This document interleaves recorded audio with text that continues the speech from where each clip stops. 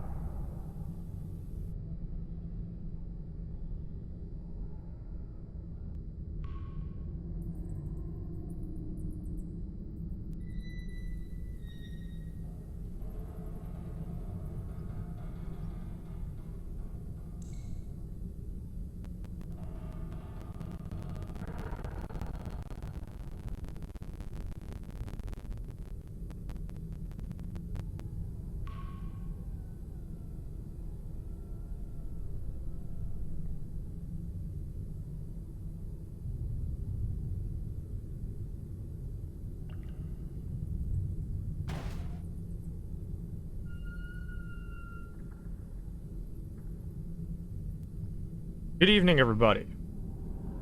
I hope you're all having a lovely night. It's good to see you up in here. I am, admittedly, I've had a bit of a long day. It's been a very long day, but I'm doing a lot better now, now that I'm home. Admittedly, still nervous about streaming. I'm always going to be a little bit nervous, but I'm a lot less nervous now than I was originally, and things seem to be looking up. I currently just ate dinner and spent most of the evening working on a hip-hop beat for something that I'm excited to show y'all at some point, but it will be some time before it's ready to show off, I think. Everybody in chat, it is wonderful to see you. Let me read some names off. Space Buffoon, you're the best. Thank you so much for coming by here tonight. Alaris, Cray, Nix, Chance, you're all wonderful. Tell me about how you're all doing. I am basically finished setting up over here. I've basically got everything done that I needed to. So I think it's probably a good time for me to... Actually, let me double check. I got my tea, my water. I took my meds. That's about all there is. Fuck it. Let's, let me bring the fucking lights down in here and let's get in on this shit, shall we? Where is it? Oh, here we go.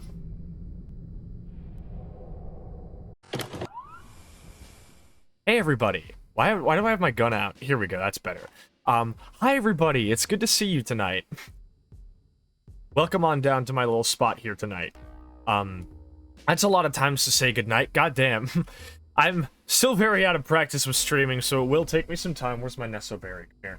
It will take me some time to really get fully back into the saddle, so playing Stalker seems like the best way to get in on that. Buffy, Chance, Nix, Cray, Alaris, all of you. Hope you're all doing well. So what's on the fucking agenda for tonight? Let's see here. First off, where the fuck is the now playing thing for the music? Is there even, There we go. I forgot. I have to load the regular bar scene up before going to the Zoom scene. I forgot about that. That being said, what's on the list for tonight? So, the last time that I played Stalker, you might remember, was a very long time ago, and I was originally planning on hitting up the Brain Scorcher. That didn't end up happening, because, you know, I had to take a 6-month-long hiatus for my health. So now, things are a little bit different. Now that I'm back, I don't really think I am obviously, you know, like, in the space to go for the Brain Scorcher run right away. I think that would be kind of a bad idea, so we're going to be easing ourselves back into Stalker Tuesday by taking some more odd jobs. I know I am broke as fuck, and I also actually want to do a little bit of something because there was one thing I wanted to do that I didn't get to do last time, which was get some armor for my companions. My companions are not properly armored during this run, so ensuring that they are is probably the best way to keep myself in good standing as a Stalker. So I'm probably going to be doing some odd jobs, getting enough vodka to trade with Chef in order to get some proper barrel suits for my homies. Once that's done, I think I'll be ready for the Brain Scorcher, probably. I do have, you know, 2 whole fucking FNFALs, like a whole FNFAL with a shit ton of ammo for it. So once I do decide to run up, I am equipped for it. But I want to spend a little bit of time, you know, like actually getting situated in the zone again. I have been playing Stalker on and off, but I'll tell you a little secret. I've been playing a lot of Escape from Pripyat off stream. In my Discord only, in order to keep playing Stalker for Stalker Tuesdays, in order to keep myself, like, in practice with streaming, without necessarily, you know, without necessarily, like, you know, making progress on my on-stream, like, Twitch save, because obviously not everybody in my community is in the Discord. That's fine. If you do want to know how to get in there, you can type in !Discord in the chat, and it gives you a little link. That's a little secret from me to you. But, since a lot of people who are in my stream chat are not in my Discord, I decided it was probably a good idea to, Cray, you're already in my Discord, aren't you? I think, aren't you? You should be. I could have sworn you were already. I could have sworn you already were. That being said, even if you're not, it's all good. Regardless. Fucking doing it for the homies. I get you. So that being said, since not everybody in my Twitch, was, you know, in the bar proper, was in the Discord proper, I, like, had a complete, like, fucking, like, head scramble there. It felt like it was a good idea to maybe be, like, doing, like, you know, an off-stream thing that was, like, its own save. So, I decided to go for a mercenary run in Escape from Pripyat. And despite many of you have probably heard that my original, like, opinion on Escape from Pripyat was, needs work, I'll try it later. That ended up changing because I was playing it for most of the past 6 months and loving it, getting completely sucked into the base building, loving the gunplay and the sound design and everything that it adds. I gotta admit, Escape from Pripyat has hooked me.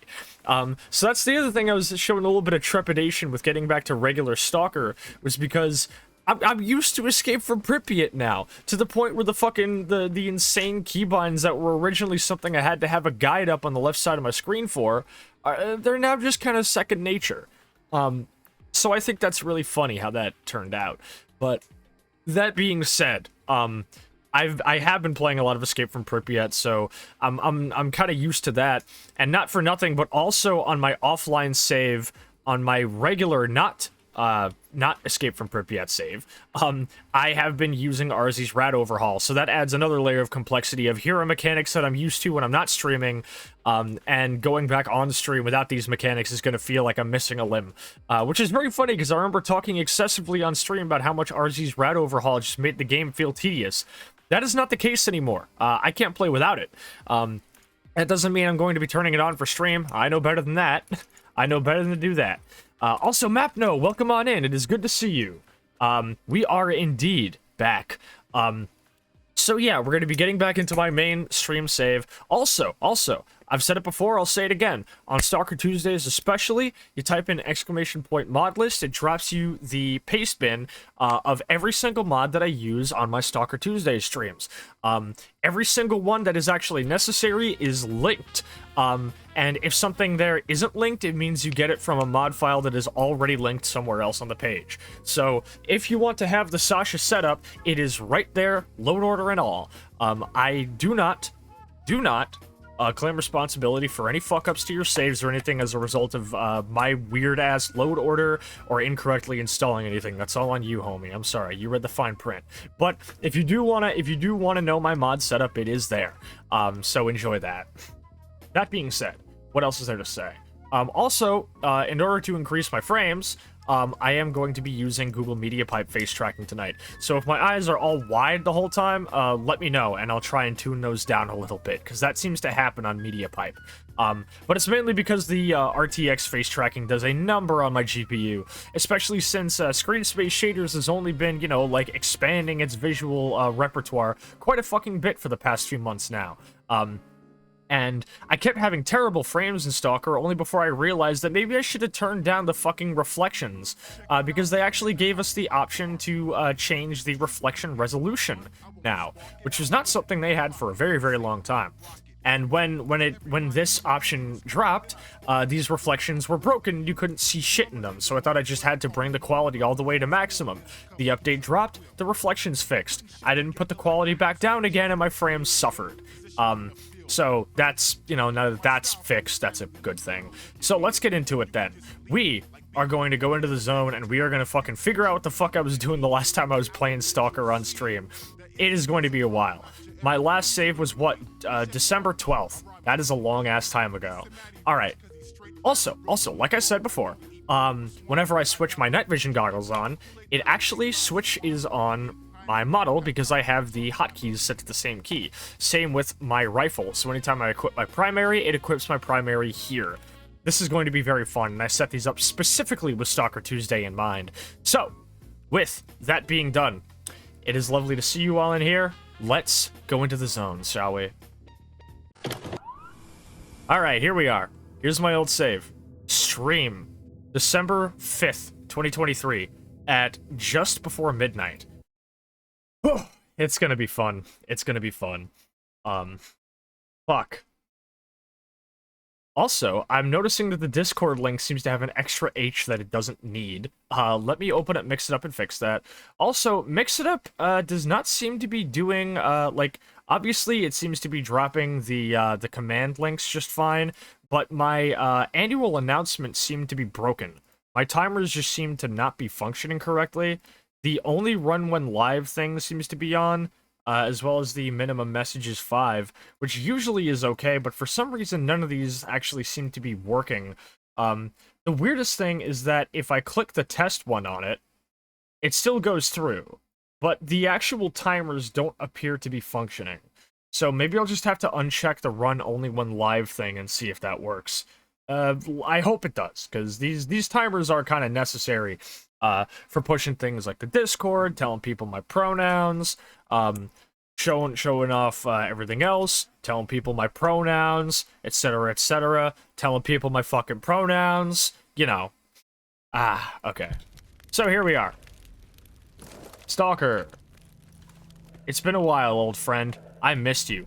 And damn, is she beautiful. Here we go. Watch this. That's better.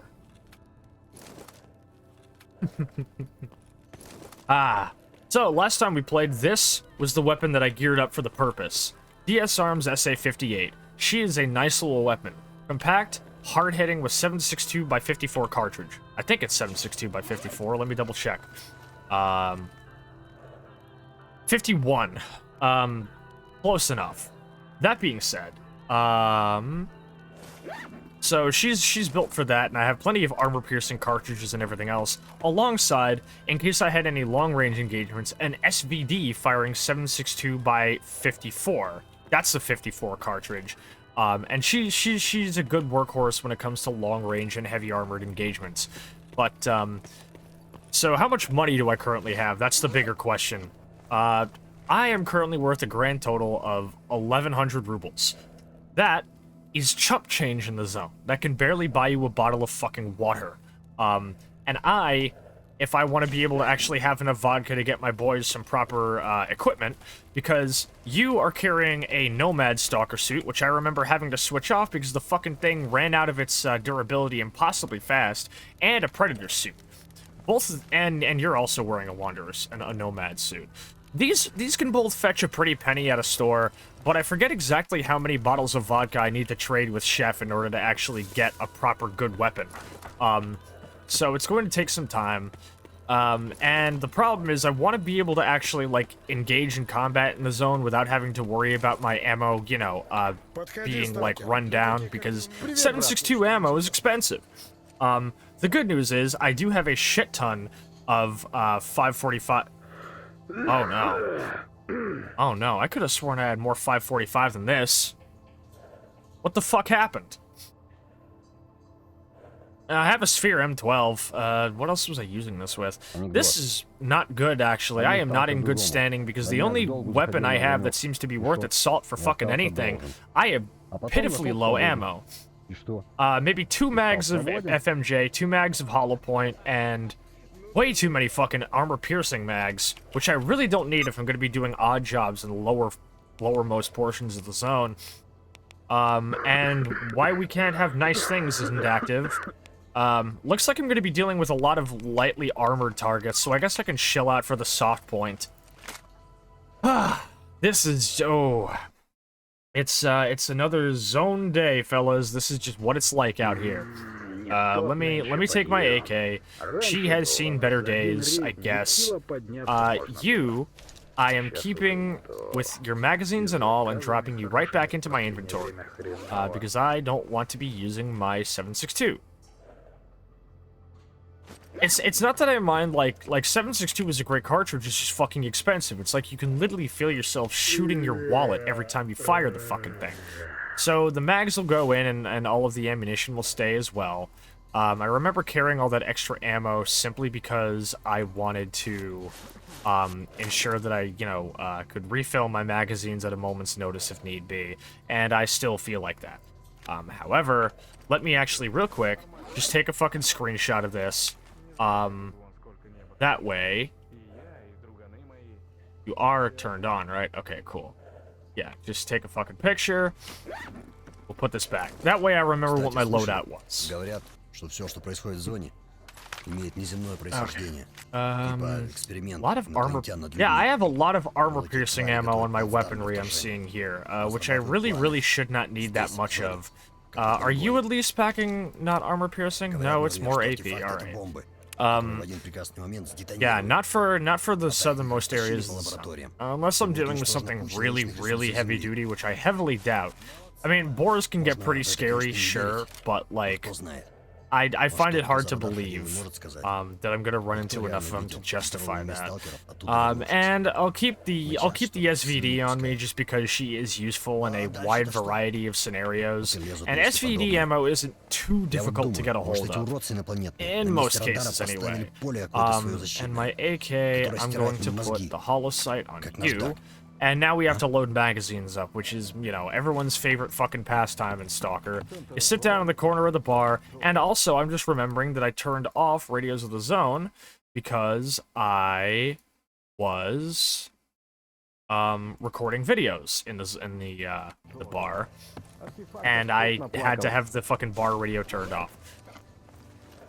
I have a decent amount of food, at least. That helps a lot. But ooh, I really did leave myself in a state where it's like, either you do the fucking Brain Scorcher quest or you fucking stay out of Stalker, huh? Like, I kind of fucked myself last time, but I'll live. Проходи, не задерживайся. I'm still really proud of the fact that I managed to, you know, get that texture modded so you can see my fucking logo on it. That shit is so cool even now.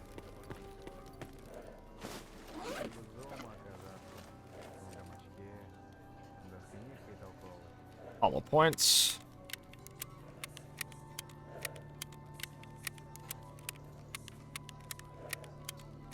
Every time I think of the word hollow point, I just can't help but think of that fucking song by what is it?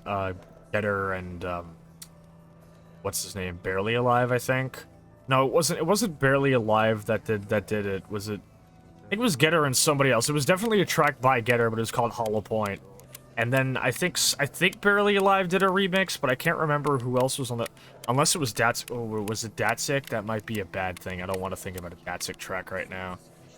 If you're like a brand new viewer to me, and you're not caught up on the important details, Datsik bad. Don't listen to Datsik. We stopped listening to Datsik like fucking like almost like over 5 years ago now, and we stay in like that.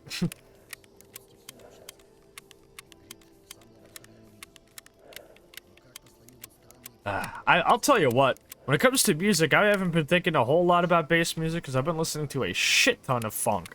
Because in order to keep myself in good standing with hip-hop production, because I'm, rather than just like making more like chill, like sort of like chill out beats or like horrorcore kind of stuff, I've been like, okay, I want to make like a track that kind of hits like fucking like Militia or BI versus Friendship or something else by Gangstar. Like, I want to make like a rowdy in-your-face type posse cut type of beat. And I've been doing just that. And I found a very good track by Funkadelic that I've been sampling. And it's turning out really nicely, but like the problem is like, I don't know how many like music producers we got in chat, but like you ever be working on something and like you can tell it's just missing like something. And you don't know what that something is, because you wouldn't know it until you heard it. It won't be until like somebody shows it to you or you find it yourself that you realize, yes, this is what I'm looking for. This is what I want to have. But you can't fucking figure it out in the moment. So like you search and search and search, you look through songs and songs and songs to sample, and none of them just seem to have the answer. So you're just kind of sitting there like, well, I guess this fucking track ain't getting finished then. Like, I really want to finish it, and I know that, like, I don't think I'm gonna feel good if I drop it only really having one sample being scratched for the hook, but, like, what the fuck am I looking for here? Knives! Knives, my homie! How are you doing today, Knives? Stalker Tuesday, you fucking know it. How you doing today, dog? It's good to see you up in chat.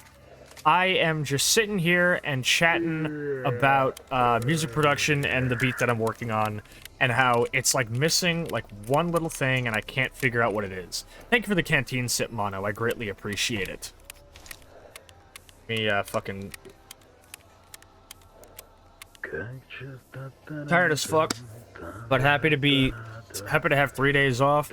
Ah, you lucky motherfucker. I don't get another day off until Friday. So, it's basically working non-stop right now, but, you know, I guess hours are hours, and with expenses racking up, I do kind of need to be making the paper, especially since I'm looking to replace my router, speaking of which, if stream goes down or anything, can y'all let me know? Listening now, we'll give a live response. Hell yeah. I recently, I haven't updated the work in progress track to reflect it, but I have been scratching some blue magic samples on it, and hoping that that turns out pretty good. Why am I able to hold so few fucking magazines here? Shouldn't I be able to hold more than this? Okay, you are a hollow point. I don't need armor piercing, but I'll take a hollow point. Where are my FMJ mags at? Hollow point. FMJ. Oh, right, I only have like 2 FMJ mags, I think. That's, not good for business. Hollow point, FMJ. Here we go, FMJ. I thought I loaded like multiple mags with FMJ, and the rest I'll put, hollow point into. See, I'm used to Escape from Pripyat now, and Escape from Pripyat has like a whole ton more fucking, armor, like, ammo variants. Like there's a whole ammo variant, called like Soft Point, where it's like not as heavily penetrating as FMJ, but it's not as like, it's not as low penetration as Hollow Point, so it's like a really good, like, it basically makes it so that Hollow Point is better for mutants only, and Soft Point is better for, like, very lightly to non-armored human targets. It's nice. Not to mention insane, like, special ammo variants, like one called the fucking, like, 45 ACP Ripper or whatever the fuck. There's like lifesteal rounds, and then there's the insane, like, fucking, like, 12.7 or like 7.62 Soul Ripper rounds. I don't understand it, but it's so fucking cool. Not to mention, it also removes the old and dirty ammo, which clutter up your inventory, and it also means that picking up weapons in a firefight, like picking up weapons in a firefight and actually like using them in the moment is a lot more viable, since like the ammo they use doesn't just like fucking suck all the time. Which is nice, because the whole point of EFP is that it's supposed to be about enhancing the gunplay itself, rather than, you know, whatever else. So that's nice. But obviously you also lose a little bit of that nuance, because generally speaking, EFP is both a more and less survival-focused mod. I'll get into that later. See what you mean. It's good bones, though, and the lyrics hold a steady and slow flow. Thank you. I can't wait to actually record those bars. They're gonna be very, very silly.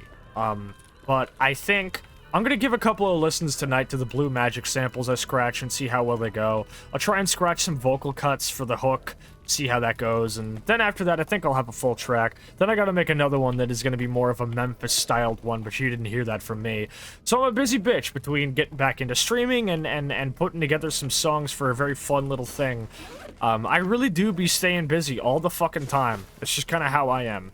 I'm a very, very busy maid, but it's gonna be nice. Now... Oh, right, I'm irradiated. What kind of jobs do I have to do? Because I remember there are jobs to do before I tuned out last time.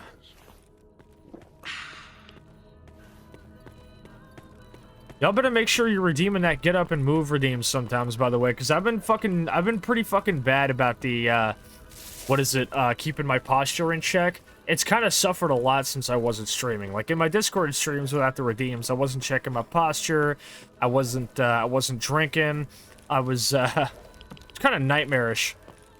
Realizing I might be doing some Sona and style upgrades, basically made my YouTube into a VODs archive for the moment. That's not a bad idea at all. And VODs archives are great. It's a shame the VOD from Sunday isn't going to be going up, considering how much fucking music was in it. The whole thing is fucking muted to shit.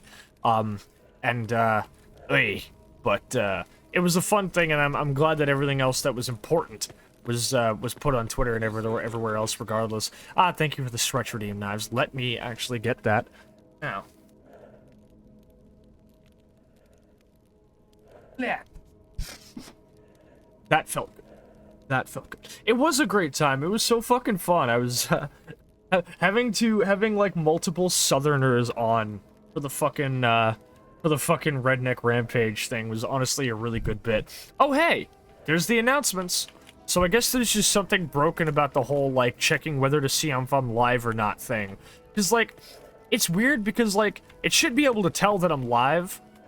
It should be able to tell that I'm live or whatever. But, like, I don't know. Sometimes things just break. That stuck with me today. What? Like, the fucking, like, the fact that you and Kay and Post are all from the South and I had you all on for, like, a single, like, a stream of the redneck. Had to cover the front and the Southern came out with the customers.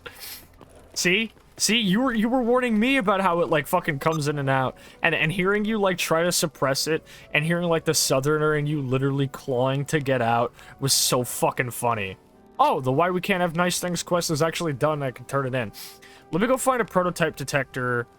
Actually, no, because I'll do that. There's a guy I need to kill, but he's... Considering he was down here first and he's heading to the Dark Valley, I'm probably gonna have to go kill him in the fucking bandit base at some point.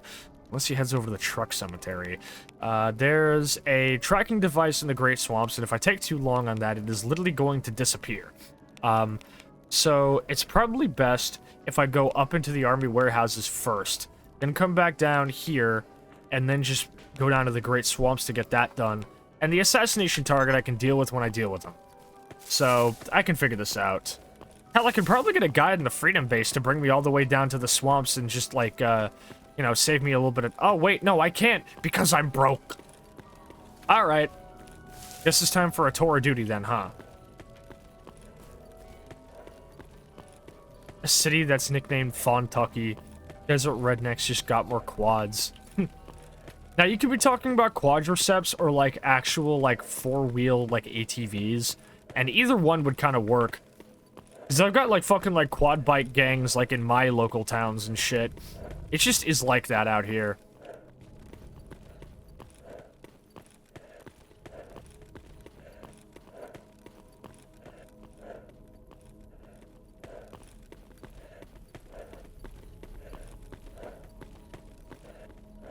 There's a fucking track in, EFP that I'm trying to, like, remember what it is, and I can't for the life of me. And it sucks. But I think it's, like, Because it comes on every now and then. It's literally 20 minutes of, like, the same looping little pulsing noise. But it sounds so comfy when it comes on, and I'd kill to hear it, but, for some reason, it's not listed in the mod's actual track listing on its page, and, I posted a comment on the mod DB, and the author has not responded. So I guess I'm just kind of shit out of luck for now. Four-wheelers burning out in the desert. Ask Kay, that shit is how we broke a fair amount of bones. The same kind of desert folk as me, just did blading and parkour over ATV riding. That's fair. I could never get into motocross. I was never into any extreme sports because I was a big baby bitch, even as a kid. Mountain biking was the closest I got. And even then, I had my fair share of spills. Had a little, like, electrical MX bike once, and I crashed it within, like, the first week. And somehow narrowly avoided fucking myself up really bad, but I still took a spill. And basically got too scared to ever get on the fucking thing again. It's just not for me. I think racing would be more my thing, but also that's still pretty dangerous. Jesus Christ, it's radioactive as shit out here today. Never broken a bone, but I've definitely fucked up my kneecaps. That's fair. I busted my knee today at work. I keep fucking hitting it on shit, whether it's my desk or boxes at work, and it sucks, man. Like, hitting your fucking kneecap is, like, one of the most painful experiences you as a person can have. Bar none. Not to mention my back's, you know, obviously taking a fair bit of punishment, and not in the way that you'd expect. If you were expecting it to be, like, blowing my back out kind of thing, because that hasn't been happening enough. I'd like it to happen more. Anyway. Not the kneecaps. Call me the bronze kneecap up in this bitch. The stupidest industry ever is from LARPing and taking a solid core great sword to the chest. Jesus Christ, homie. Oh, so mood. You know it. Speaking of blowing my back out, hi Nix. Good usage of the little, like, lowering glasses emoji that you made for me. Great job on those, hon. You did wonderful. Oy. Alright, so I have a quest to turn in here. Your breastbone pops. Oh, Jesus. Yeah, some of my like fucking joints tend to click a lot whenever I'm like standing up or crouching, which I have to do a lot, you know, constantly, like on and off when I'm at work. Got a good model. Oh yeah. Oh wait a minute, that was a compliment. Hey, wait a second. You can't just say that. You can't come into my chat and compliment me like that. Motherfucker. Alright, you three bozos stay out here. I got business to attend to. Did I turn up the motion blur when I was working on my videos? I think I did. No, I didn't. You do as you please? Yeah, you know what? You do. Wow, 1,250 rubles. That's not bad, actually. No, actually, that was 12,500 rubles. Okay, okay. 12,500 rubles, that's a good start. Oh, time to spend a fuck ton of it on vodka. I appreciate that once you start getting, you know, some real fucking money in, you can actually, you know, like, make more money. I'm wearing an exosuit, which is probably the best armor I'm gonna get for this stage. It's way better than the fucking shitty flak jacket I tried bringing out last year, but I do wish I could do a little bit better than this. Either or, my companions need better armor, and vodka for barrels is the best way I'm gonna get it. So my last stop is probably going to be Yantar to trade these out. I don't know how many armored suits you can actually get off a chef, but again, actually, you know, hold up. There's a straight up note in my inventory that tells me exactly how many bottles of vodka I need for each one. And I was spending most of these on AK ammo. Yes, notes. Here we go. Spirit, not Chef. Chef is a different one. Spirit is the guy, but I keep calling him Chef. Anyway, barrel for 20 swigs of Nemirov, so nearly 7 full bottles. If I can get 3 off of each merchant, that's not bad. If I was a mercenary, I'd actually be able to head down to the bandit base and buy some bottles. Those would be nice. On my Escape from Pripyat save, actually, where I'm a mercenary, a lot of my time is spent making commutes to the bandit base because they happen to sell the lion's share of good furnishings for my little house. So, oh, fuck me. So, I end up kind of having to head there a lot just to get, like, you know, like shelves and TVs and lamps and shit. Oh, it's freedom under attack from duty. Yeah, you guys, good luck with that. I'm not picking a fight with duty. I'm sorry. I know better. I simply know better.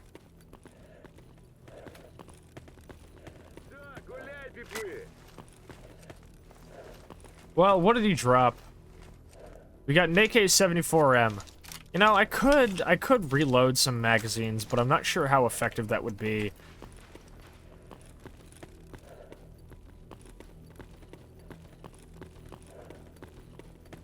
Christ.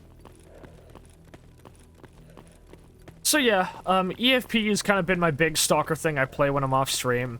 I enjoy its kind of focus on the combat, and it's like stipulation on the survival mechanics in very interesting other ways. Where here, I focus more on like the health aspect of it, where it's like, I don't know, like here, I kind of mostly focus on the radiation. For the winter mod I have installed, there was actually an optional additional survival mechanic called like which is basically just frostfall for Stalker, which was really cool, and I would like to try that when winter comes around if I feel masochistic enough. But as a whole, Escape from Pripyat is less about like that and more about other aspects. Like the food system is overhauled a fair bit. The health system is way overhauled because it uses Grok's body health system. And that can be a little bit of a fucking nightmare to figure out on your first run through, which is funny, but... And what else? It's got like a weird like combat stim system, and the water especially is weird because like with water, you can like refill water at like pumps and wells and shit that are like basically in almost every single different faction hub, but the problem is that you end up poisoning or irradiating yourself when drinking it, so you have to both boil it and use purifying tablets on it to get all of the radiation out, and then you can drink from it safely. But it's a great way to save money on water because water is expensive, and you generally want to be rationing it as best as you can and using other means to get rid of radiation, like, say, cigarettes and vodka. Even unless you're like me and you trade all of your vodka for munitions, because that's just kind of how the zone works now. It's like cigarettes in prison, but slightly more interesting. Because cigarettes, like what? Like a whole box is enough to get you either your ass ate on the down low, or you get like a fucking free shiv to get rid of that one guy you don't like who hangs around in the fucking weightlifting yard, I guess. Here, 7 bottles of vodka, bulletproof armor, take on the whole fucking military and succeed. That sounds way more interesting to me. How about you?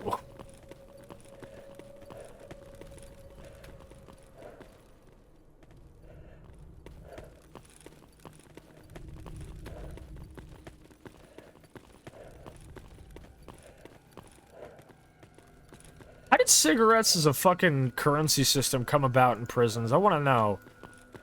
It's interesting. The first weapon you'd reach for with an irritating patron at the bar. I mean, I'm gonna be honest, barkeep doesn't really let me pull out Missy a lot. I don't even keep it under the fucking countertop, because I don't know.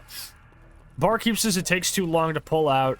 Granted, we haven't really had any major incidents of people acting up at the bar for a while now, and barkeep is able to defend himself plenty. He's got a gun of his own. I'm just out there fucking, you know, doing all the cleaning and setting the tables and shit, and usually people know well enough not to fuck with me.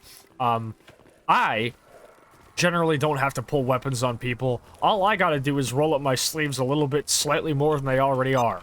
And that usually gets people to back off, for the most part. However, you know, sometimes you do get brave people, so I usually just fucking, you know, pull out my fucking Glock and just threaten to pistol whip somebody. That works well enough. I think Barkeep's got like some weird fucking old double-barreled shotty he pulled from somewhere under the bar counter, but he never lets me hold it. He says, "You've got the gun of your own, why do you need this?" And I'm like, well, because it's cool, and I want to see it. Asshole. More asking for an idea of Ro being an annoying ass and taking a stab or a shot to the face and be like, yeah, I deserve that. Oh yeah, you're OC. I was gonna tell you, by the way, Nabs, because I'm not sure if you know, but since you put your Russian pony OC with a Niko Bellic quote, I feel like it is important to note that Niko Bellic, while his nationality, I think, is kind of slightly up for debate, given that I don't think his country is ever explicitly stated in GTA 4. I think the most widely accepted, what is it? Like, explanation. Okay, you are aware that Niko is Balkan rather than Slavic. Got it. I think he's meant to be Serbian, because a lot of the conflict that he describes in retellings of his time in military service connect most with accounts of the Bosnian conflict between Serbia and Albania. I have a lot of Balkan friends, so you'd be surprised. It comes up a lot in conversations at times. I am not Balkan, but I have a lot of Balkan friends. Funnily enough, I have both Serbian and Albanian friends, and both of them are able to hang out, and they're cool with each other.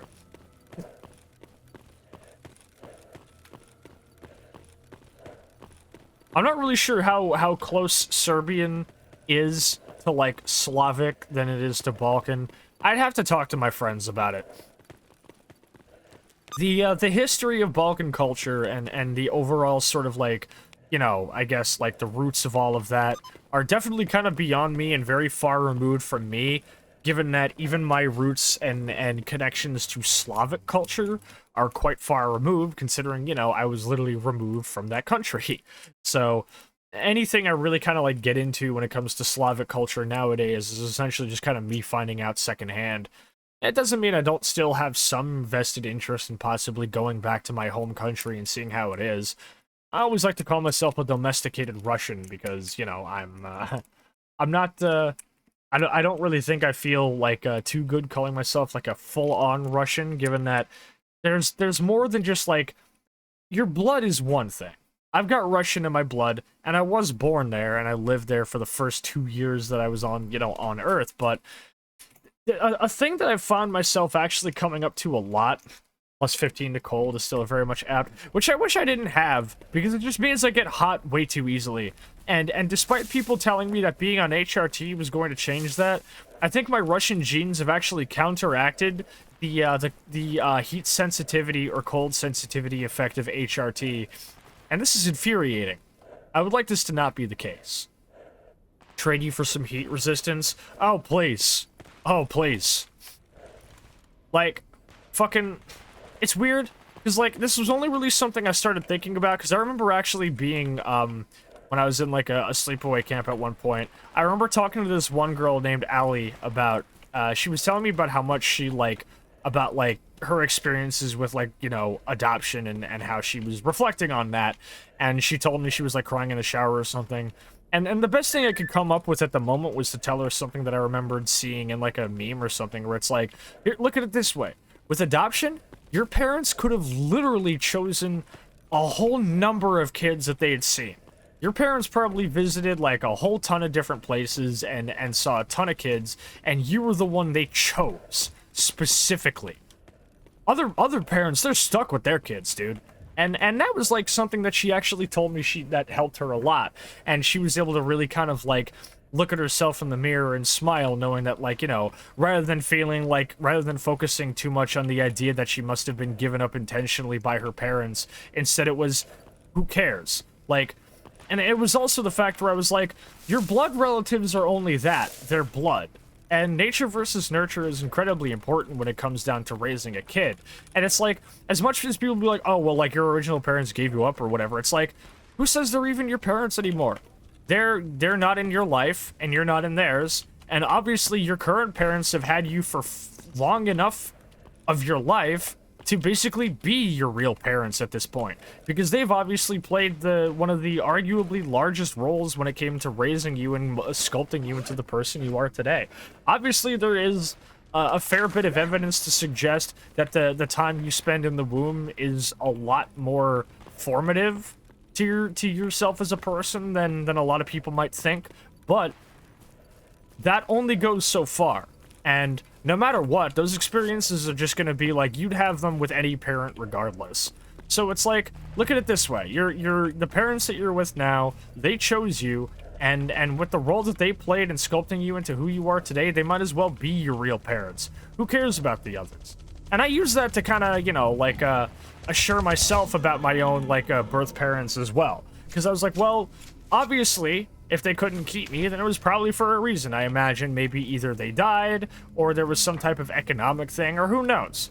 I could someday probably figure out and see if I wanted to get into contact with them, but, there's a whole fucking load of risks, especially, when it comes to Russian culture being what it is and me being trans. So, that's a whole can of worms I'm not too keen to open at this stage in my life just yet.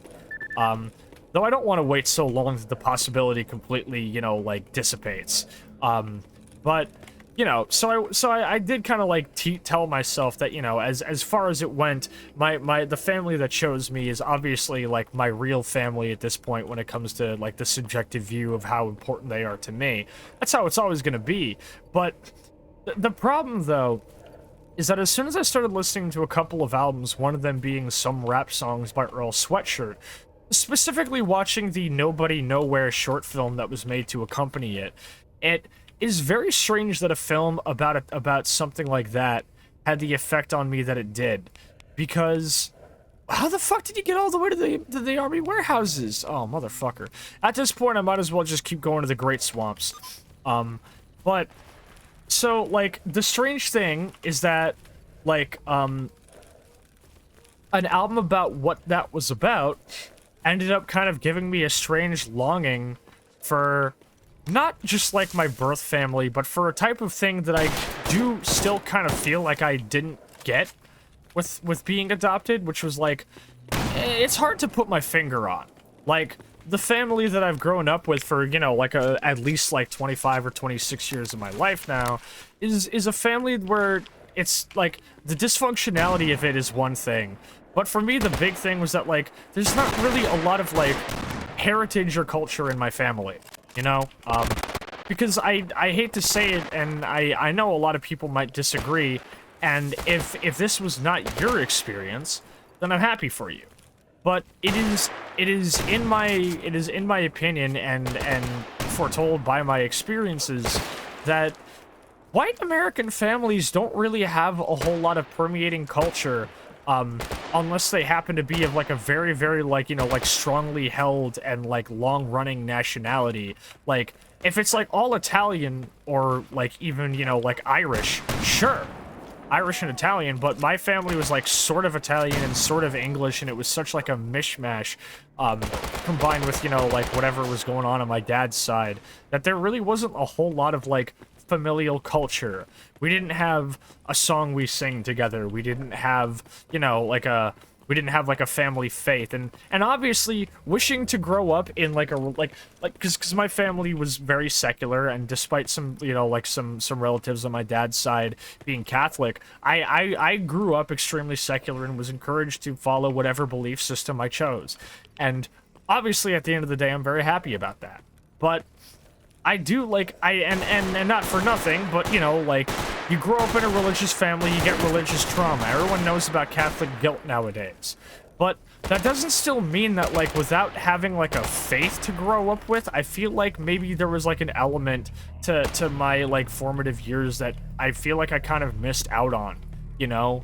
Like you like there's all like the Catholic guilt and the and religious trauma and everything, but like there's still like a familial unity to holding hands and saying grace at the dinner table, or there's a sort of like, you know, swift hand to raising you that comes from seeing the crucifix on the wall in the living room, or you know, everything else, whether it's, you know, like Christianity, Catholicism, fucking like Orthodox, etc. Wherever you come from, there is still like a rigid, like a sense of unity and rigidity that comes from that. And when you switch that for the plasticity of like a wholly secular upbringing, I don't know. I don't think I'd be a better person if I had religious trauma, but like also, you know, I don't think like just religious trauma is the only thing to come out of that. And I do feel like without having a family, without like by growing up in a family that like noticeably had a sort of like lack of faith to some degree, it kind of felt weird. And so, you know, we don't, you know, there was no like, you know, real like faith or like, you know, strongly held belief system that sort of unified us. There wasn't like a culture. We weren't like strongly following an Italian or Polish or English culture. We were just kind of like, there was just kind of a void there. And I listen to some rap songs, and I watch Nobody Nowhere, and I see that, like, there's a kind of bond I feel like I could have had with my family that I don't. And I found myself missing that, and I found it strange that it wasn't until I hit my adult years that I started to actually miss that. That I started to say, I kind of wish there was, like, a song we sang at the dinner table, or, like, you know, a system of, like, you know, like, deep-run traditions, where it's like, here's a Matryoshka doll that we've passed down from each family to family. Here's the door to our apartment that we carry our deceased family members on to their funeral, and then put it back on the hinges every single time. Here's you know, here's a thing that we all do together. It's you miss out on that. And you feel like, it feels like a part of a very part of your being feels like it was gone. And it's weird, because I'm sure a person who did grow up with these elements of familial unity, these bonds or these traditions, would probably be happy to tell me, hey, girl, don't worry about it, you're not missing out on much. And that's fine. It's easy to say that you're not interested in something when you've had it for your whole life. And I suppose it's strange that as somebody who has gone my whole life without having these things, why am I missing them despite not having them? You know? So like, how does that end up happening? But I don't know. I guess it's just kind of food for thought, and it's just like, I don't know. I know a lot of my little what is it? Anecdotes or like tangents tend to end with the phrase, I don't know. Me going to synagogue every weekday before school, like, girl, you got to sleep in. Yeah, see, like, that's the thing, is, like, obviously it does still, like, come with its own, you know, like, its own, like, you know, like, sort of downsides. And that's why I stipulate that when I say, like, a sort of, like, strong, like, you know, like, either, like, belief system or tradition or unity or, like, unifying bond, I don't mean that it has to specifically be founded on faith. Because, again, that's the problem, is that modern interpretations of faith and on top of that, like, everything kind of, like, comes down to having a lot of, like, you know, upsides and downsides. And let's be real, a lot of modern followings of faith can kind of be heavy on the downsides, especially if you grow up in a very puritanical Christian or fundamentalist Christian household. And you know, not for nothing, but, like, even religious kids who generally are afraid of going to hell still don't like going to fucking, you know, like, religion, like, classes or whatever, or Catholic schools. People don't like that. It's a price that they pay for what they think is salvation, and honestly, you know, like, I imagine a lot of people find it to be a small price to pay, and if that's the case, I really can't fault you. And as long as you're, you know, like, at the very least, you're leading a life that you find to be fulfilling, no matter where you spend it, who am I to tell you that that's not the way to spend your time, you know? Like I said when I was talking about a Gideon track, like, I used to be, like, a hardcore atheist kid. And I'm really happy I grew out of that to the point where if I see people who are being, like, adamant anti-religion now, in most cases I'll simply say, dude, like, if this is what somebody needs to take the edge off to make it feel like the world is less scary, who are you to take that away from them? Obviously, people who use religion as a means to subjugate others because those people are simply not what they deem to be their own perfect ideal of a human being, or in worst cases, are what they deem to be lower than human. Yeah, those types of people who use their misunderstandings of faith as a means or excuse to subjugate others, fuck you. Yeah, get out of here. But, like, if you're, like, going up to somebody who just is, like, you know, praying every night before he goes to bed because his life is shit, and he's just hoping for some kind of means for things to get better, don't run up to that guy and tell him, oh, you're praying to some invisible sky daddy. You're not helping anybody. You're not only affirming, like, I feel like that kind of behavior actually affirms the sort of, like, toxic misbeliefs that happen to exist in like, within a lot of modern faith. And I don't think a lot of, like, modern militant atheists realize that they are only really just enforcing the toxicity that they seek to remove from the world. It's really funny how that works. Let's see here. Knives said, you know what's super fucky to think about? I can literally watch and listen to my birth dad's music and see his influence of the scene. And knowing my mom's father, it's strange to realize how much music has kind of built me even before my birth. Absolutely. Abso-fucking-lutely. As somebody who grew up with a dad who was very, very into music, despite not being a musician, it was very formative. Mono says, we don't always need to know. Past is past and the long term is always uncertain. Exactly. When people use religion as control, it's monstrous, but there definitely is a beauty in religion. Yeah, like when I posted a clip of Gutter by Gideon, which is, you know, essentially a theme of repentance. It's the chorus is literally the phrase, God, please forgive me for turning my back on you, for letting others dictate, or for letting others influence the belief that I have in you. You know, like, and I was like, I am not a Christian. And I would have scrapped at Christian music a long time ago. But, like, at the end of the day, you listen to a song like Gutter, and you hear that fucking riff during the outro. And I was just like, the wording I remember using was, a strong enough belief in anything to conjure art like this is a beautiful thing. Just dead ass. Like, I remember seeing a video that was talking about, like, something about vampires. It was about, like, it doesn't just have to be religion, like using a religious symbol that wards off a vampire.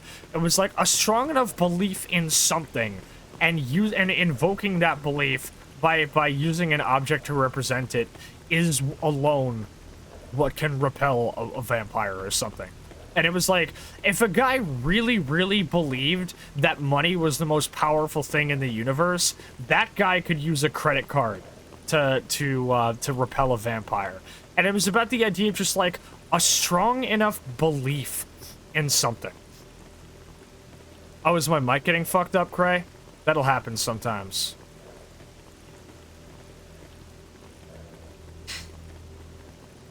Nicole Nordman, when my mom was in a really intense born-again stage.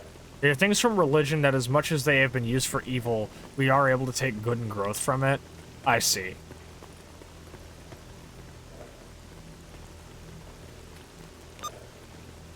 Let me know if the, is it just like choppy audio, Cray?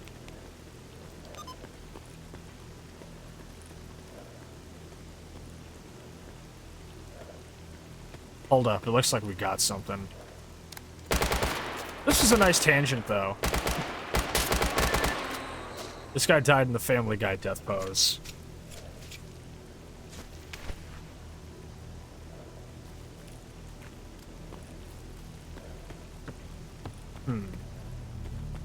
I guess it was just one. Stream buffers?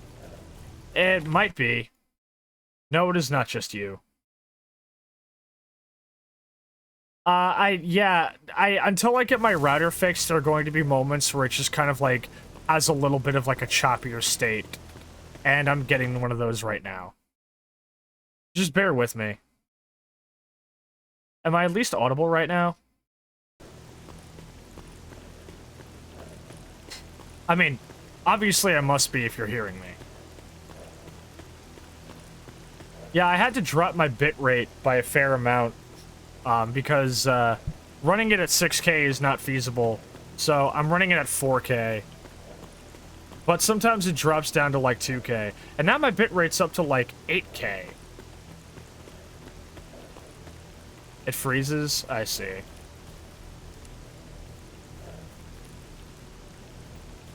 Well, just bear with it and it'll be okay.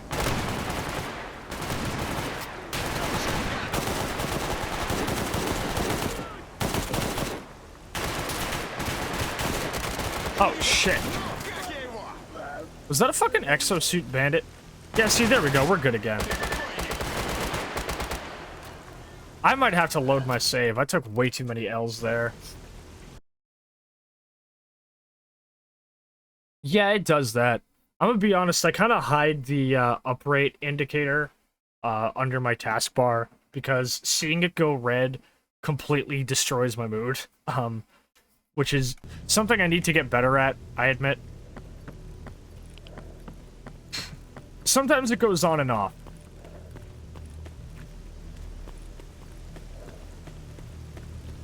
Anyway, yeah, back to the discussion. Oh, thank you, Nix. In Uncanny X-Men 159, Storm became a vampire and she wasn't repelled by a Wolverine hiding a cross because he didn't have the conviction. Exactly. It's the strong belief. Not necessarily a, like, religion, because I've said before that faith doesn't have to mean religion. Faith and religion are not mutually exclusive, but they also don't always mean the same thing. And I feel like it needs to be kind of stated a lot more. It is an important thing to reckon with. And I think that a strong enough belief in something, or a strong enough, like, belief or faith in something that is able to conjure that kind of power, to create that kind of passion, is something that is absolutely, you know, like, it's a beautiful thing, you know?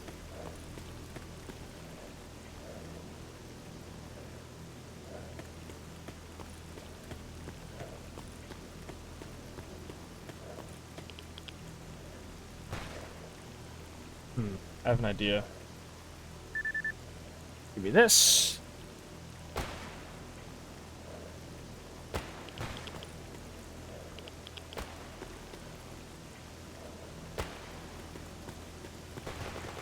So if we've got exosuit bandits out here, that's not a good thing to see.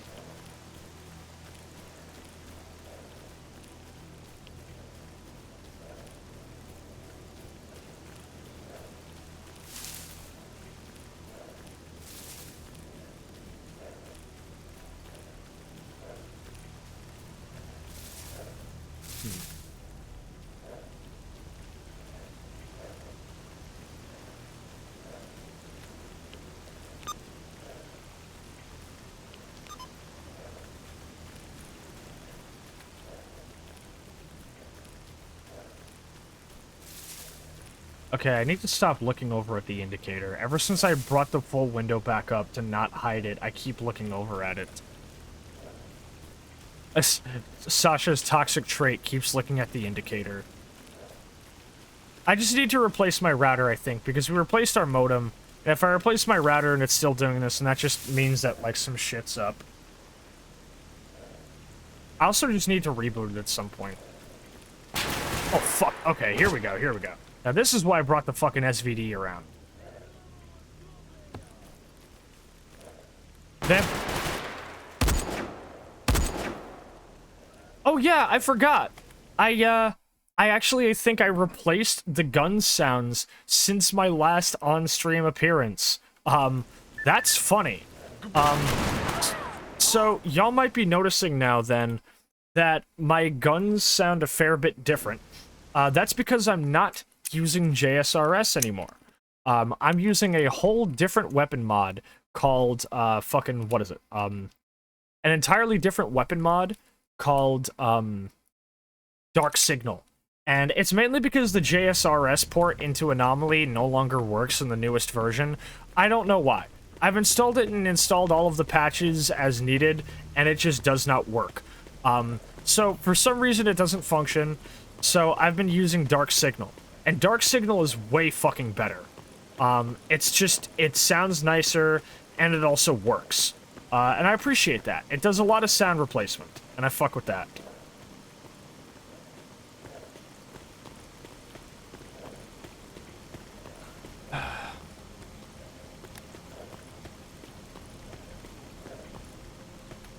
Okay, so I'm gonna put my pistol back out, because if we're dealing with Toscano, I don't need a fucking sniper rifle.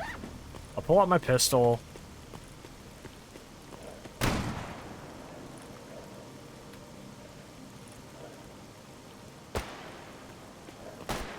As much as I like to tell myself that I've gotten a lot better than I was, I think I do still get very stressed, and I think a big reason of why I'm trying to just go back to doing more impromptu streams this time around is just because I noticed that once I hit my live, 2023 was an extremely stressful year to me, and streaming started to get a lot less fun because I was letting it stress me out. And I think I need to let technical issues get less to me. So at this point now, it's going to be like, I'm not hiding the fucking indicator, but I'm not going to look at it. So that's going to be tough to do. Anyway. So, no matter what, I appreciate y'all being here and, like, understanding that, like, I'm still kind of struggling a little bit when it comes to, like, you know, being able to, like, be more confident about myself and not let technical issues get to me. Beck! Hey, what's up, Beck? How you doing, homie? It's so good to see you, yo. I missed having you up in my chat. I say as you were literally in my chat last time.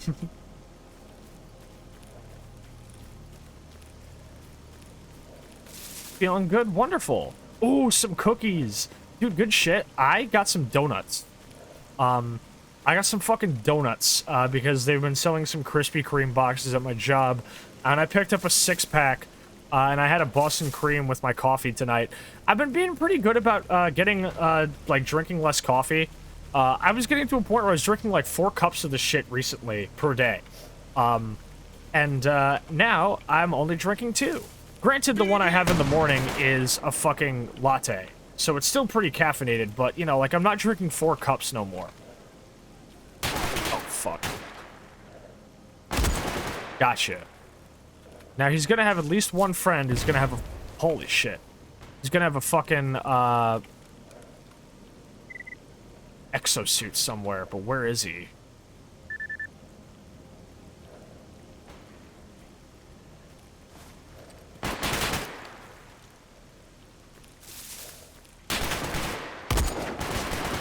Hit. Oh, he's got light cover.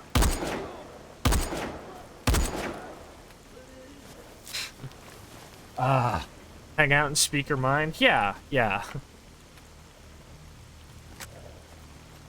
It's so easy to get stressed when you're live. Like, That was the other thing where, like, I had, like, a lot of situations were getting to the point in real life where, like, streaming was no longer, like, a good, like, method of, like, escape from me, because streaming was becoming so stressful because I was letting little things get to me so bad. And I'm just trying my best to kind of go back to the me that, like, the me of 2022, where it was like, I'm just streaming to have a good time, and if shit doesn't go well, then it doesn't go well, you know? Like the me where a stream could go down, and people would be like, oh, I'm sorry, and I'm like, hey, it is what it is, there's always next time. And instead it got to the point where, you know, like, I'd come off of a stream, and if technical difficulties happen, I'd kind of start crying. And I didn't really know why, and it was, I think, because I just started to feel like streaming was so integral to me as a person that, like, if it didn't go well, it meant that, like, not to, like, it wasn't that, like, oh, like, stream didn't go well, that means I'm not doing, like, that means I'm failing as a person. It was more like, streaming is important to me, and an important thing to me is fucking up. And that means I'm not really, like, able to have an outlet that is necessary to feeling good. And I don't really feel like I'm having an impact on the community when I'm not streaming. And that was why my hiatus started to really fuck with me. Because I wasn't feeling like I was having an impact. It was like, I'm just a fucking Twitter user now. I'm not, like, yeah, I was making, like, AMVs, music videos, songs, whole fucking showcases and everything. And it was like, man, look at all of this shit I'm doing, and all of it is fucking worthless. You know? None of it is really, like, giving me that confidence boost. And yeah, there's obviously a fair bit of social toxicity to the idea where it's like, oh, you know, you're only doing it just because, like, it makes you feel good to do it. It's like, yeah, sure, you know? You miss having that. You miss having the fucking feeling of, like, you know, like, you get that good jolt. You get the good fucking, like, gratification from having a stream that goes well. And when it doesn't go well, you feel worthless. And obviously, these aren't things that are just a problem with streaming, because they reflect a deeper self-esteem issue that has existed long and long and long ago. And, you know, when I was streaming before I was a VTuber, these problems didn't exist.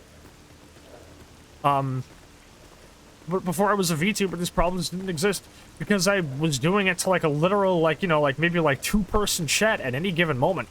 I was just, like, you know, doing it to do it. And I didn't expect people to be watching, so that shit didn't matter to me. But once I started actually gaining an audience, you know, where it's like, okay, I've got like 100 followers, and I maybe have like 3 people showing up in chat at any moment. No pressure. I put on a game, I chat, we have fun, whatever. And then here's actually where I answer Cray's question of what made you change how you see streaming. It was just the pressure of having an audience and a platform, where it's like, when you're at, like, you know, 100 followers and, like, 2 people concurrent viewers in chat at any given moment, nothing matters. Because you're not, like, a person who... You don't see yourself as a streamer. You see yourself as just some motherfucker who streams. Or at least that's how I saw it. Once I started actually, you know, like, VTubing, I got a model, an overlay, I got production value, I got 500 followers, and I got people... I got, like... I started to place myself... I don't want to say place myself on a pedestal, but I started to, like, give myself a standard, you know? A standard that I feel like wasn't really, like, making a whole lot of sense to give myself. Where it's like, I've got people who are coming here expecting a certain quality standard, a certain level of quality, you know? Like, my 500 viewers deserve a stream with no technical hiccups. My followers deserve a stream where I'm not getting emotional about something stupid. My followers deserve a stream with no like drama bullshit. My followers deserve a stream where there's no frame rate drops in the gameplay because my GPU is overloaded. My followers deserve nothing less than this. And these are standards that people who have bigger numbers than me don't worry about. And it took me a long time to ask myself why. Because, like, the thing is, it's not about the numbers for me. And that's always been what's made it difficult for me. Because everybody that I know who's, you know, like one of my, God, what's the word for, like, somebody who's, like, you know, kind of, like, in the same community as you, like your contemporary or whatever. Like, people who are, like, my contemporaries and shit, they mostly just, like, when you tell them about like anxieties you have, or like little toxic things, peers, yeah, about little toxic things you beat yourself up about, and you know, shit on yourself about, people always just assume that it's about the numbers. Where it's like, oh, you know, just like, don't worry about the follower count, hide the viewer count. I've had the viewer count hid since I started being a VTuber. What a great thing that was. Rocco telling me to hide the viewer count was one of the best things for my confidence. Because I don't give a shit about the views, right? Like, it's like, I don't care about how many views you show up to the stream. I don't care about the follower count. I don't care about the interaction, like, if the interaction is low or something. That is of so little matter to me. Because instead, it's not about, like, I don't care about the people I could have. I care about the people who are here. It's not, oh, it's not like, oh, I only had, like, 15 viewers this stream instead of 30. Or like, oh, I lost a follower on Twitch. It's, I do this for the people. I do this for you. And I worry constantly where it's like, if it feels like you aren't getting the experience I feel that you deserve, that's what kind of, like, fucks with me, you know? I care more about making sure that you guys have a good experience than ensuring that I have, like, good growth or numbers. And I feel like that's what's helped me get, like, a pretty dedicated core community going, is that I care more about making sure that the people who are here have a good time. Because no matter what, that makes it so that the people who aren't here, who come by and see me, take a look at how I treat y'all and say, I want to be part of that, you know? I want to be part of something. And that is kind of what helps me feel like I'm having a good impact. And that's what I think has helped me kind of, like, you know, have a decent level of growth. I don't grow as fast as a lot of people, as a lot of my peers. I don't grow as quickly, and I don't have, like, the biggest follower count, but it doesn't matter to me. Because at the end of the day, as long as I'm having fun and you're having fun, that's the most important thing. I don't care if I got a stream where only one person shows up in chat the entire time or whatever. I only care about the fact that, like, you guys are having fun. As long as that one person in chat is having an engaging conversation with me and I'm able to make them feel like the world is less scary for a few hours, that's the most important fucking thing. That's all that matters to me. So that's why it's so difficult to find, like, some type of solace from this anxiety, because it's not about the numbers of the growth. I don't care. I don't look at like technical difficulties and say, oh no, I'm gonna get less follows because of this, or I'm gonna have less concurrent viewers. I look at it and say, the people aren't gonna have fun as part of this, you know? The people aren't gonna have a good time. And that's why it fucks with me. So it at the end of the day, it helps to internalize the fact that as long as I'm having a good time, the other people will. So if technical shit happens, I just gotta let it roll off my back, because as long as I'm still doing good and I'm still having fun, y'all are having fun. And as long as we're all still chatting and you know, fucking, you know, like, blowing off steam and chilling and vibing and getting into good discussion, that's all that matters. That's all that should ever matter. But it's so hard to tell yourself that when these little things happen in the moment, you know? It's hard to look at yourself in the moment when technical shit is going down and say, oh, well, it doesn't matter. All I gotta do is just keep having fun. Because there's that little feeling in the back of your head. There's that thing telling you, well, you know, there's the fears, you know? What if this means I gotta take another stream hiatus because, like, my internet is fucking up forever or something, you know? Like, what if this or this or this? That is so hard to quiet for me. And I understand that obviously medication is a good way to deal with that, and I admittedly haven't really been able to make a whole lot of strides with medicating myself because I've been struggling to find a provider that takes my insurance and would be able to prescribe me these things, because you do need a pretty, you know, like, well-versed professional in mental health to be able to do that, and I admittedly have not been able to have one. So it's made things kind of difficult to have that and to be able to seek some type of solace for it. But at the end of the day, you know, I'm still giving it my all. And I feel like that's at least worth something. Hey, Post, it's good to see you, by the way. Now, I've said I could listen to you talk about anything, but hearing you just enjoy yourself and doing something you're passionate about is what I come for, and I assume a lot of people do too. And that's what helps a lot. That's what arguably helps a lot, is knowing that, like, people come here for me. It's a weird sort of, like, I don't want to say codependence, because that term has a lot of negative baggage with it. But, like, there's, like, a give and take thing here. Because I'm here for y'all. I'm here because I'm not, like, when I say I'm here for you, I don't mean, like, I'm here because I like the viewers, or I'm here to have viewers. I'm here because I have people here, and those people I like having a good time with. And I like having a good time knowing that people who watch me have a good time watching it. You know?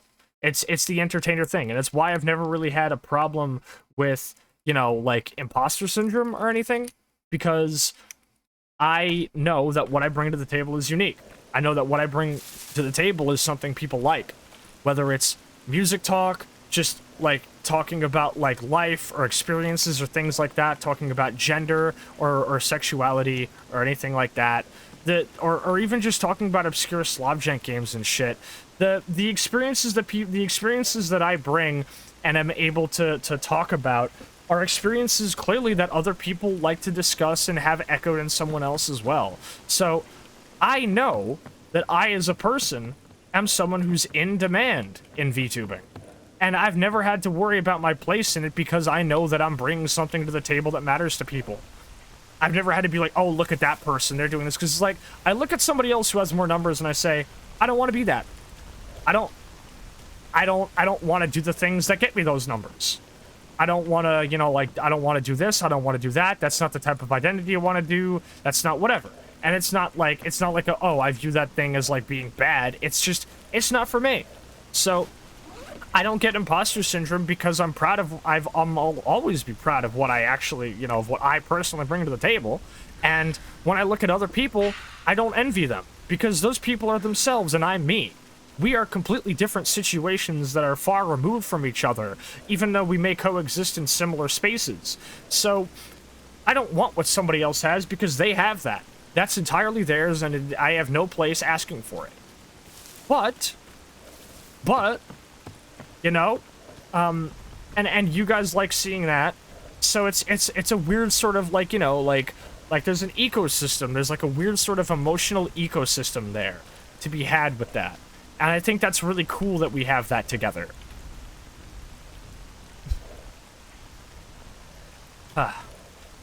Not everyone has to be the top streamer, there's niches everywhere to fill. Exactly, and this is my niche.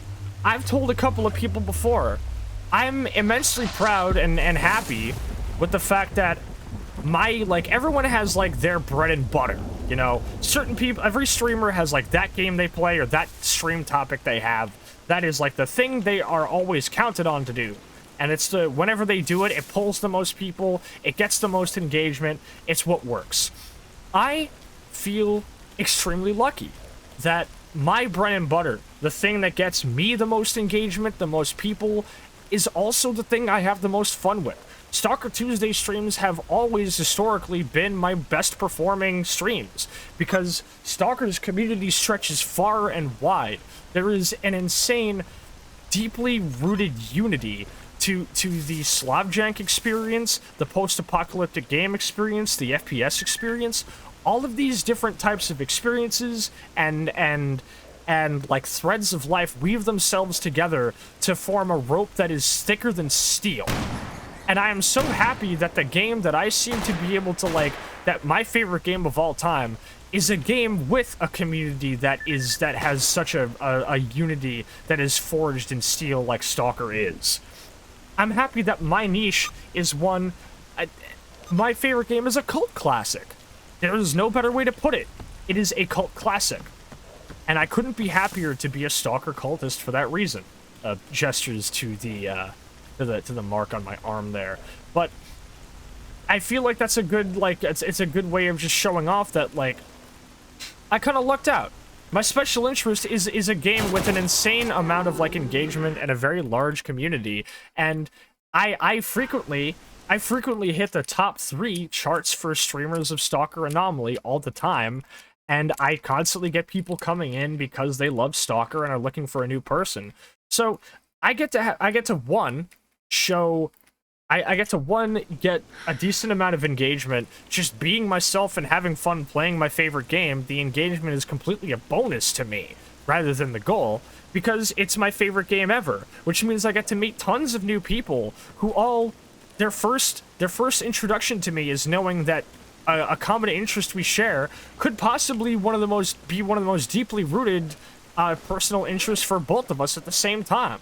And I get to meet new people like that all the fucking time on Stalker Tuesdays. That's magical. And on top of that, the people who aren't into Stalker, who are here for me, who are here for my other friends, who also aren't into Stalker, those people get to experience my favorite game of all time without having to play it. Because let's be real. No matter how much I love Stalker, it is a cult classic, and every cult classic is a little bit difficult to get into for its own reasons. The Stalker, it's because the game is very rough around the edges. The community even more so. To say the community is rough around the edges is to say that a fucking diamond-tipped circular saw is rough around the edges. It is... You cut yourself on it all the time. Not just because the fucking community. The Stalker community can be very, very fucking abrasive. It can be mean, in your face, it can be gatekeepy. Fucking, the community reaction to various Stalker fan films recently has proven to me that what I do is what needs to be done for Stalker. Because we can't have people saying, oh, this Stalker fan film is gonna be bad because this, and this, we need to gatekeep it. We can't have people saying, oh, Stalker's too hard for you, don't play it. We can't have people saying, oh, go fuck, Jesus Christ. Holy shit, Saint D-Mac. Oh, give me a sec. Fuck, right in the middle of a really good talk, too. Wonderful timing. D-Mac, thank you so much for the raid, homie. Welcome on in. Let me give you that fat shout-out in the chat. Let me hope this still works. That is my Cyrillic key. Thank you for the follow, Furious High. Bullshit. _ There we go. How are you doing tonight, yo? Tell me all about what you were doing. Thank you so much for the raid. It is wonderful to see you. For those who are new to my channel, hi everybody. I'm Too Much Sasha, the Chernobyl battle maid. I cook, I clean, I hunt, and I play lots of horror and FPS games. And every Tuesday, I play Stalker, my favorite game, which is not only what I'm doing today, but I'm also talking about it a fair bit. I'm talking about why I'm very happy that Stalker is the game that I mainly play, because I was talking a lot about the unity that I'm able to create with both the Stalker community and my own friend groups and scene by merging these things, and getting to meet brand new people, and also getting the people that I already know to be able to experience my favorite game without having to, play it if it's not their type of game, or without having to, be exposed to the toxic elements of its community. Doing good. I was playing Into the Radius Stalker in VR. Yes, I have heard of Into the Radius, and now that I have a Quest 3, I need to get around to fucking playing it. Trying to deal with armored enemies and my slugs and not cutting it with the stopping power. Hey, playing a Slavjank game about a weird like sci-fi, everything is fucked up type of zone with weird cultists and monsters and all kinds of fucked up things, and having a huge problem with armored enemies. Shake my fucking hand. But it's good to have you in here. With our pleasantries dispensed, I think it's probably good we get back to the game and discussion then. If you need to get up and get a drink, or simply head out and, probably take a break since you've been streaming, go on ahead. We're sure as hell not going anywhere, and it is good to see you no matter what, no matter how short you are here for. An enemy that I call Ender Jesus that scares the hell out of me. It's now known as the Jumper. Oh, Christ, that's not fun. Well, not fun, but I don't think I could play a horror game in VR, let's be real. I just couldn't. Anyway. So, like I was saying there, the big thing is not only do I get to meet tons of new people, but in examples like this, I get people who don't play Stalker. People who have never played Stalker before. I have a lot of friends who can't play it, or just aren't into it. People who aren't into horror, people who aren't interested in the stress of survival gameplay-oriented things, people who don't like shooters, or whatever else. Maybe people who don't like that it's a dated experience, people who don't like the bugs, and entire legions of different types of threads of life and experiences that are just they kind of run parallel to Stalker rather than perpendicular. And that's okay. And I'm happy that I'm able to have a a type of stream platform where I'm able to get those people to experience Stalker without having to play it. Funnily enough, it still comes with its own fair share of bonuses, because I've had people come up to me before and say, "Hey Sasha, a friend of mine recently got into Stalker because they watch you," or this or that, or "I'm picking up Stalker because I watch you." And that's magical to see. It's beautiful when somebody gets into this game because of me. Because the way I put it is, this is my favorite game of all time. It is too fucking cool to keep this shit hidden. I love it so much, I couldn't bear to see this shit gate-capped or hidden away from the world. You know, I just couldn't. Uh-oh. Well, maybe the pseudo-dogs. Maybe people can keep these. Also, hey Kay, what's up? Points and laughs. Yeah, it seems there is somewhat of a consensus that Knives is not good at FPS games. Here, Knives, I'll hang out with me sometime and I'll get you to play COD with me. I'll get you a copy of COD 4, alright? Speaking of which, I was playing COD 4 recently. You know what's a really good game? COD 4. No matter how many times I play COD 4, I never get sick of All Gillied Up. That mission is fucking incredible. And this may be news to some people in chat who haven't been around here for a while, but COD 4's All Gillied Up mission is in fact my favorite depiction of Chernobyl, even more so than Stalker. You heard it here first. Left 4 Dead 2 is my best one. Left 4 Dead 2 is like a fantastic game. Let's be real. Like, Left 4 Dead 2 is an absolutely incredible game. There has never been another game like it. I never get sick of it. It is a beautiful piece of work, and watching Crabcat's video about it only made me appreciate all the work that went into it even more. Better than COD 4, practically everything minus a few high points. I'm not sure I agree.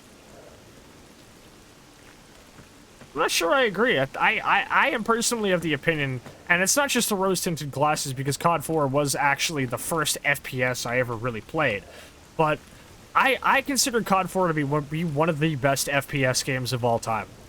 I personally think it deserves to stand up there with, like, Quake 2 and Return to Castle Wolfenstein. Isn't COD 3 the love baby of most COD players? Not really. Not really. COD 3 is, like, good. COD 3 is good, but it was definitely a transitional piece. Yeah, I mean, like, actual COD 4. What did you think I meant? Yeah, what did you think I meant, yo? Well, yeah. I will. You thought I meant Black Ops 4. Or, no, I don't know. Yeah, I guess you did think I meant Black Ops 4. No, I love COD 4 modern, like the original Modern Warfare. I also like the Modern Warfare 19 title. That title is fantastic. And I even like some elements of Modern Warfare 2. But nothing comes close to the original COD 4 for me.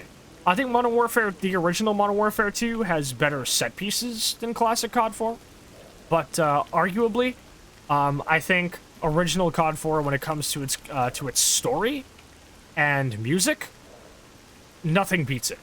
Nothing beats it. The only thing that comes close for me is World at War. World at War is, let's be real, it is important to note that the whole Call of Duty endowment thing started in 2008, so right after World at War dropped, which I think is a big part of, let's be real, why classic Modern Warfare 2 has a lot of story beats that feel very propaganda-ish. I mean, like, Russia invading the USA and having to, like, retake the White House from Russian invaders. If that's not propaganda, I don't know what is, dude. Like it doesn't mean it's a bad game, but you do have to admit it's propaganda. And modern COD is absolutely propaganda because it is actually directly funded by the DoD. World at War was the last COD game that didn't feel like propaganda. Because, I mean, like, for fuck's sake, the game's campaign mode, every cutscene shows, like, actual archival footage of, like POW executions and all sorts of other insane things. World at War was the last COD game that really felt like it tried to show you that war was horrible. World at War was the last game that really felt like it wanted you to know that war was not supposed to be fun. And for fuck's sake, the title menu theme being like this somber, sad, and very creepy song with a German singer saying, like, "Sweet soldier, die with me." That goes so fucking hard. That went so hard. There has never been a game like World at War, because World at War was literally the rawest shit. It was so raw and harsh, and you could tell the people who made that hated the idea of war being fun. And it did great. Granted, games that make the concept of war not fun while still being shooters still exist after the fact. I mean, for fuck's sake, there's Spec Ops The Line. But, like, in the Call of Duty franchise, nothing comes close to World at War. I think that's the only game I think that rivals COD 4 for me in terms of sheer quality and production value. And it came right after COD 4. And every other World War II game in the COD series has completely flummoxed in the face of World at War. Fucking Vanguard, World War II in like 2017 or whatever, forgotten. Nobody remembers it. The opening stuff for Battlefield 1 was... Battlefield 1 is the closest we've gotten to an FPS, like, one of the big FPS titles doing that. It's just like a variety of different vignettes where every single time you are somebody fighting a completely losing fucking battle. Battlefield 1's intro blew me the fuck away. Easily one of the most memorable intros in a video game I've ever played, bar none. This is alive. Thank you for the follow, Bullshit. Samus Am6. And also, hello, Kelly. Is that Skinny Pete? It's good to see you, homie. Let me get a shout out for my homie Kelly OC in chat real quick. That's the Cyrillic keyboard again. Kelly OC. Everyone, please go follow our good friend Kelly OC, fellow Stalker VTuber, fantastic person, super fun to chat with and have around. Need to have her on stream again. Feel like I should go back and get the games and play them myself rather than just have been thrown in my people back into the day into multiplayer. That's fair, yeah. Ultimately, I think if it's not your kind of thing, I'm definitely not going to be the person to tell you that, like, you know, watching a playthrough of it is going to be like an inherently worse experience. Especially because, let's be real, one of the big parts about COD is it's very cinematic, okay, the Automod held your message for Suka Blat. Yeah, the Suka Blat board. Fucking, What the dog doing? what is it? Like, because one of the big things that people play COD for is, you know, the set pieces and the story in the set pieces, and you're going to get all of that in a playthrough or like a long play just fine. You don't need to, like, you know, specifically play it yourself for that. Granted, and the other thing is, like, not for nothing, but, like, COD gameplay is fun, sure, but, like, you're not really missing that much by not playing it if we're talking, like, classic COD.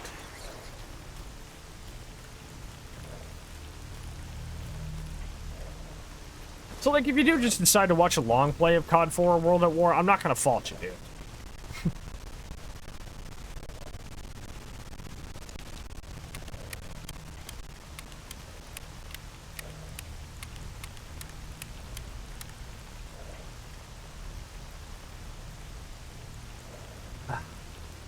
God, that's good. One of those things I want to do one day is play everything after COD 3. Hey, Kelly, you ever played COD 4? Let me know when I want to watch. COD 4 is a masterpiece. I will never forget how I felt the first time I played all gillied up. Or fucking shock and awe. There are so many legendary set pieces in that game. Modern Warfare 1? No, it's not. It's like 20 bucks. COD 4 is like 20 bucks. I think, like, the cutoff is, like, either Ghosts or Black Ops 2.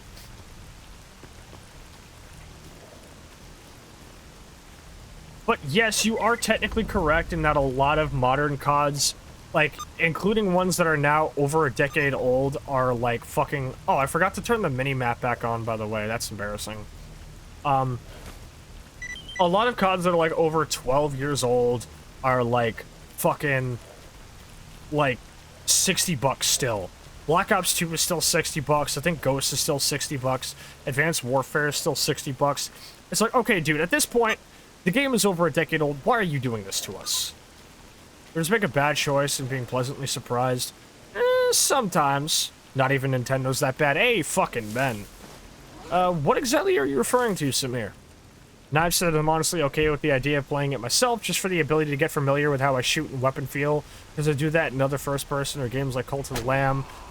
Oh, fuck, I'm being attacked by cats. Uh-oh, this could be bad. Bitch.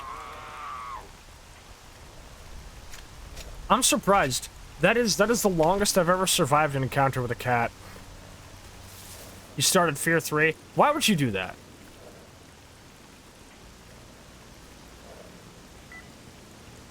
Why would you do that?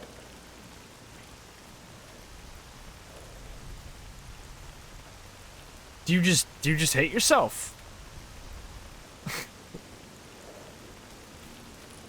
I mean, okay, if you're playing it with a friend and you're not getting the same, like, constant, like, disconnecting problem that I've been having, then I guess maybe if you're having fun, I can't fault you, but, actually, no, I am gonna fault you.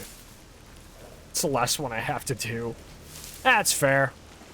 I remember when I was still planning on doing a Fear series retrospective, I still had the footage of me and my friend Albert playing all of Fear 3 in one session, and kept it. And I was like, man, there is no fucking way I'm playing this game all over again. You're doing it solo. Why would you do that? Why? I mean, I know it's because you like have to play it. All right, I get that. Also, oh fuck me. Hold up, I'm out of ammo, but that don't stop me. Watch this. I gave that motherfucker the Birmingham hello. Also, hello, Yellow. Is that Skinny Pete? See, I'm like so out of practice, I'm like having to like get back into the rhythm of even the Skinny Pete bit and everything. Please tell me I still have an FMJ mag. Had to squint my eyes and not confuse it for Modern Warfare 2. Yeah, you're talking about the part where as soon as you get out of the fucking prison, you're in like a favela or something. Yeah, Fear 3 plays like a weird fucking amalgam of a ton of different like tropes from existing shooters all the time. I want you to know it does not get better. It just stays like that the whole fucking game.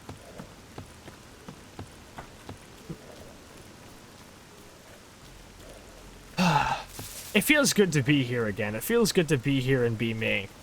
Soccer Tuesdays are a bit strange because since I'm playing a game that everyone knows a ton about since I play it all the time, and I play it all the time, there's not really a whole lot to really, like, tell about it, you know?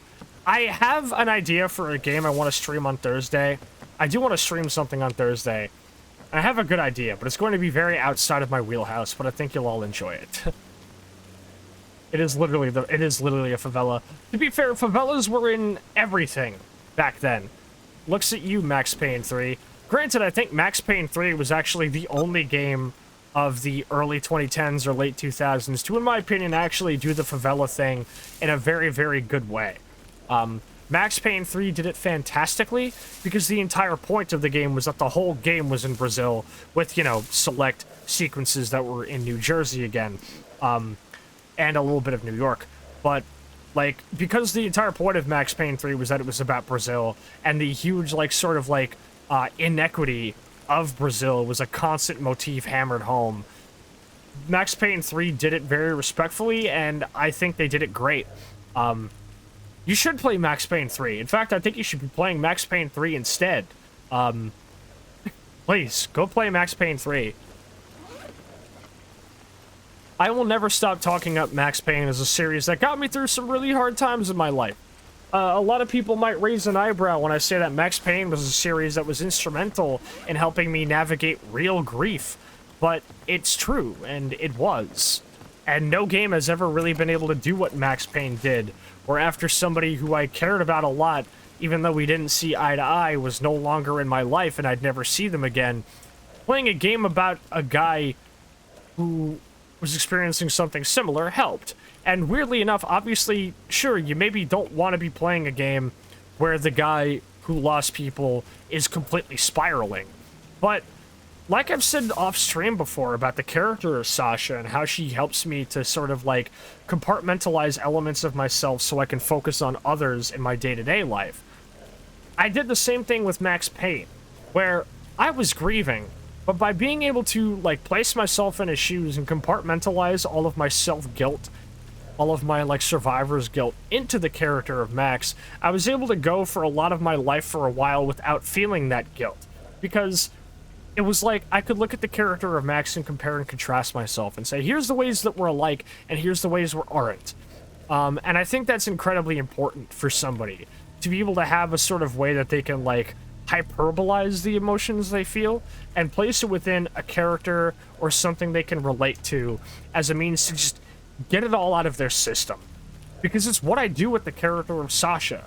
It's how I cope with the feelings that, because I'm autistic and can change in and out of different headspaces a lot, I oftentimes have worries that I might, you know, have like a personality disorder or something, which is ironically something that Enter Shikari touched on in a song from last year called Giant Pacific Octopus, where it's like, there's nothing to be afraid of or ashamed about if you're a person that has a lot of different elements and aspects in yourself, even if they clash or whatever. It doesn't mean that you have like a disorder or anything. It just means you're a person that has a lot to love, and all of these parts of you to love are very disparate and different, but that means there's a whole wider amount of people that you appeal to and people that love you. And but it still doesn't, you know, completely remove the worries about myself and feeling like I have some element of duplicity. Why do you think I had Noelle's character use the word duplicity for that lore segment? Because the idea that the feeling that I have about myself is that, like, oh, you're a person who can flip-flop a lot, and you feel this way about this thing, and you feel that way about that thing. It's like, you're a person of duplicity, a person who, like, can be a sort of, like, chameleon when it comes to whatever feels, like, the most advantageous. And I worry that that's a person I am, and people tell me that I'm not. In fact, they tell me that the fact that I worry about this proves that I'm not. But it doesn't mean that I don't worry about, like, duplicity being an element or a trait of my personality, because it's my nature to beat myself up. So rather than just, like, do that, instead, I place those elements within a character. Instead of looking at myself in the mirror and saying, you're two-faced, you're opportunistic, you're, you know, it's your fault a person isn't in your life. Instead, I can look at the character. I can say, you're duplicitous. You are a killer, etc. I look at the character and I can literally just say to her, you're a killer, because she is. And it's because I do that I don't get those feelings of survivor's guilt. Because when I take them entirely to their logical extreme, instead of just saying, oh, you know, I could have done this thing differently and a person would still be in my life. Instead, it's you take it all the way to its logical extreme, and it's, I'm a killer. So you look at a character and you say, you're a killer. You put all those feelings into that character, and they're gone when that character isn't the person you're playing anymore. I get to play the two-faced, duplicitous, opportunistic killer for 4 hours every couple of days, and I go back to my normal life and I'm not that, you know? It's you put all of the it's a form of like ventilation or therapy or what's the word, like catharsis. It's a form of catharsis to be Sasha and to play that persona, because a big part of her is that she is an amalgamation of different traits that I see in myself, or traits that I worry about myself having, that I then blow out of proportion and place into a character. So I use that as a form of catharsis, or sort of like drawing poison out of the blood, you know? I relate in a way to final girls in horror movies, how they're able to continue to survive.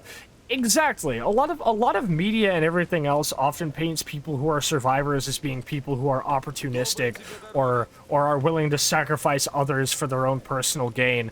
And I don't really think that's true. In some cases, it can be a thing that people have to do in life or death situations, but in your day-to-day situation, if you're a person who's having to survive things like abuse or other forms of trauma and hurt and danger, and in your day-to-day, like, first world life, that doesn't mean that you're a person who's duplicitous or you know, like, opportunistic. It means you're a person who's reliable. It means you're a person who's strong. And I've had to talk a lot about the fact where it's like, let's be real. I've been here before, and I know a ton of you have too. But when you're struggling with something and people tell you that you're strong for struggling with it, that doesn't fucking help how you feel. It just makes you feel worse. Because it's like, I know I'm strong and I don't want to fucking have to be. That's why I'm here. I don't want to be strong, dude. It sucks. I wish I could have a day in my life where I don't have to be strong. And it was a mistake I made a while back. I would tell people you're strong and I'm proud of you because I thought that I was affirming them and making them feel better or you know, help. I thought maybe that what they were dealing with was a self-worth problem, but it's not. Because in actuality, it ends up actually hurting people who are having self-worth problems if you just keep reaffirming to them that they're strong. Because they don't like, nobody wants to be in a situation where they have to constantly be strong. And a lot of times, if you have bad self-worth, if you're in a situation where you have to be strong all the time, it makes you feel like you did something to deserve it. So you're actually just kind of reinforcing those feelings of guilt, like they did something to deserve being in a situation where they have to be strong all the time. So it was a mistake I would constantly make by telling people that they're strong. So now at this point, whenever people that I love are going through something, I'm like, hey, look, I'm not going to tell you this because I know it's not going to help, but it's not what you want to hear. And it's just generally not going to be, you know, make like a better situation for anybody. But like, I do still want you to know that like, you can do this. And it's not going to be like this forever. You're not going to have to be strong forever. You're not going to have people telling you that you're strong forever, you know? Where did I start with this tangent? Where did it all start and where do I end it? Thank you for the Hydretch redeem, Nix. Let me get to that real quick.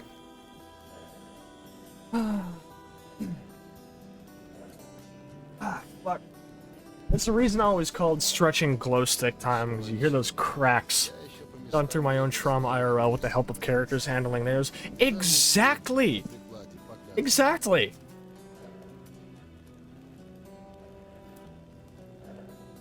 Mad Max helping with real life stuff. Dude, exactly. Fury Road came out the exact year I'd lost somebody important in my life. And the character of Max being haunted by like those that he couldn't save was something that I resonated very heavily with. You know? Because when you're going through tragedy, you dramatize it. You know? You kind of like, you kind of get a little bit creative with how you like sort of like view it in your mind. You view it as you view it more as like this person was dying and you were standing right there and didn't save them, rather than just things that are regrettable happened and there was nothing you could have done, you know? But you dramatize it a bit because that's how our minds work. That's the plasticity of like, you know, the creative human mind. That's just how it is. And that's why Sasha as a character is integral to me, because the way I dramatize these elements of myself and then put them into a character as a form of catharsis, as a form of therapy, that's a thing that people do. There's actually a quote in Mad Max that is exactly about this.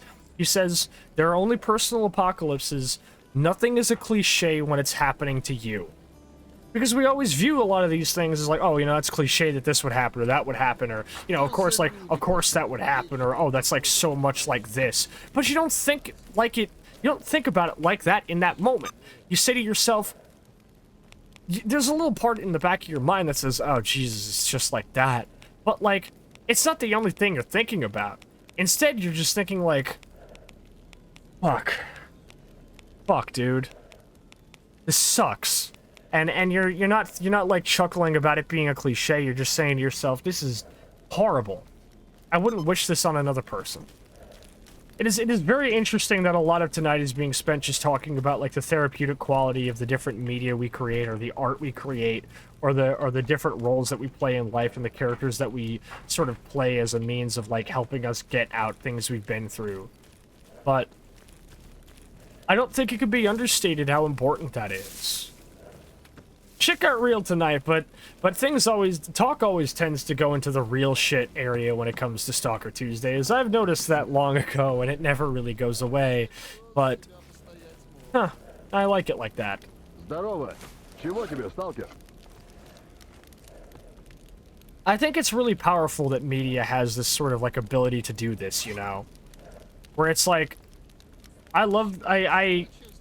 it's more than just like being able to like something and like hyper focus on it and like, you know, make it a part of your personality. It becomes more of the thing of like, here's something I like, but because every piece of art has a real person behind it. At least I fucking hope it does at this point. But every piece of art has a real person behind it, and that real person's real experiences went into the creation of it. And those experiences are reflected in it, and people who have shared those experiences will be able to tell right the fuck away. And I think that's a beautiful thing. Because then when you're able to relate yourself to those experiences, you're able to relate yourself to that piece of media or that character or whatever, and it can help you a lot with going through something of your own. It's why Mad Max is Max Payne as a game for helping people with grief, or like certain other games helping people with things like depression, or God forbid suicide and self-harm, or even things like their sexuality or their gender are like indispensable to the modern era. No matter how much people like to think of games as being like a tool of escapism, sure, a lot of them can be useful for that, and I'm definitely not going to argue against it. If you want, like, games that are just silly fun are fine, you know? There's a lot of those. But, like, I'd be a liar if I said that, like, I don't know, like, fuck. I'm having like a derailment of my train of thought here. You'll have to give me a moment.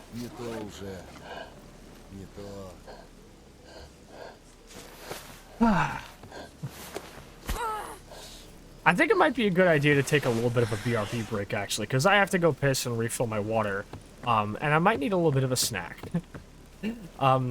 So if you'll excuse me, since we just started a new day, and I have quite a trek to make. From here, the assassination target has moved all the way up into Jupiter. There's no chance in hell I'm getting there. So I'm just going to cut my losses and head back all the way up to Agriprum and then Yantar, and then through, what is it, Wild Territory, then back to Yantar or whatever. So I've got a journey ahead of me today. It's rainy, it's rough, but I'm excited for it. So in the meantime, I'm going to take a quick little BRB break. Everybody get up, go for snacks, get some drink, go piss, do whatever. I'm not going anywhere. And neither is the zone.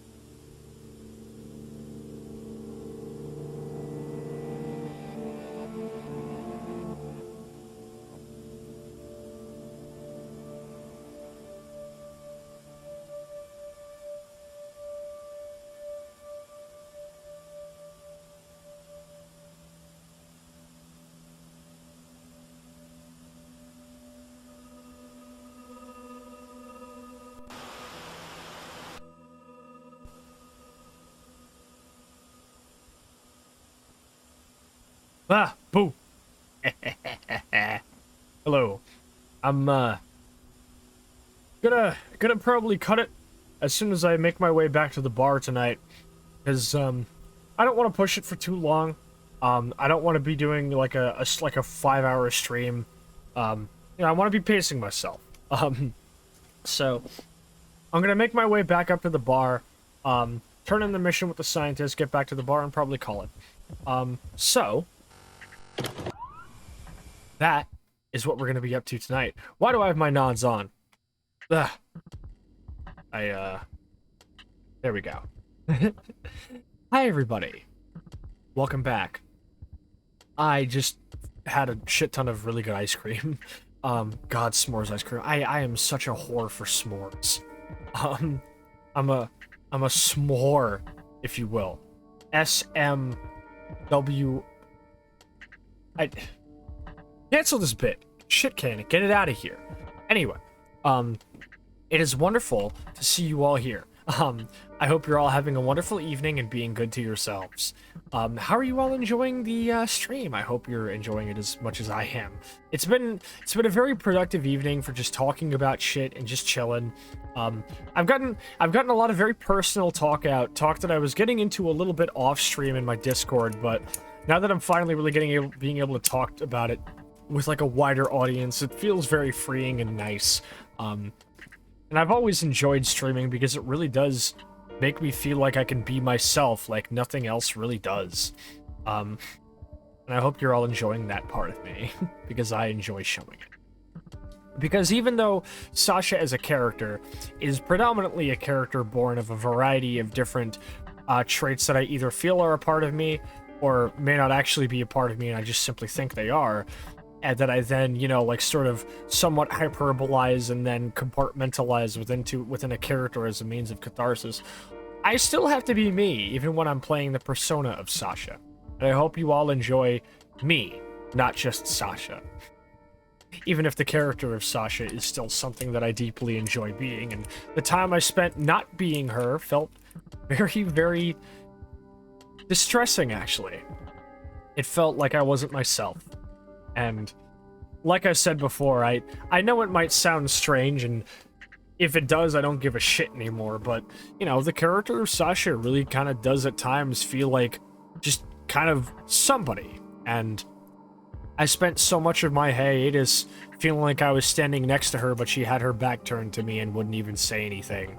That's like, if I could, like, sort of, like, actualize what it emotionally felt like, that was what it felt like. And then once I finally started being, like, comfortable with, slipping the boots back on and everything, I kind of started to feel like she was finally turning around and giving me a warm smile again. And being able to stream felt like hugging her as tight as I could and hearing her say, "How you doing? It's good to see you again." So, fuck. And of course, fucking Miracle Workshop comes on when I'm talking about this. That being said, Mono says we love both Sashas dearly, and I love y'all dearly as well, each and every one of you. I haven't gotten to say it a lot, but I love you guys. And over the course of my hiatus, it's felt like I couldn't really get myself to say it, but I'm going to try to say it more again. Genuinely a lot of fun. This is Cray. I enjoy all of your topic points, and watching Stalker gameplay is a great vibe. Wonderful. That's the other thing. I started to feel like my voice was kind of slipping out of the cadence that I like to put on when I'm Sasha. I don't like to go as high up as I think I could have, but I like to keep it a little bit nice and a little bit softer and less rough around the edges, like when I'm hanging out in a Discord call, but sometimes I let that part of me come out when I'm being a little bit devious. Anyway, I think it's best if I don't stall for much longer now. All the Sasha sides are great. I try my best. I try my best to be a good maid. So let us not waste any more time. We have a bar to get back to. I have money to make. And now that I should have some decent amounts of some decent bottles of vodka, I should be able to trade some of these. Although I don't think I have enough to give the guy, because once I buy as many as I can from here, we'll see. But I don't think I'll have enough to trade for a barrel suit. If I had any back at home, I probably should have brought some. Not for nothing, but I also probably could have stood to buy some from Barkeep, and also, what's his name? Somebody in the court. So, we're probably not going to get armor tonight. That'll be a thing for next week. It's going to be a good while until I'm able to do the X19 run. I might save that for August. Once things are a bit less crazy, after July 4th, I think. That might be the best. Where is my Nesaberry? Come here.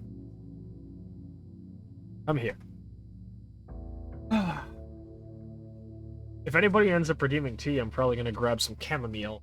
Because, like I said, I went from drinking like 4 cups of coffee a day to now just 2.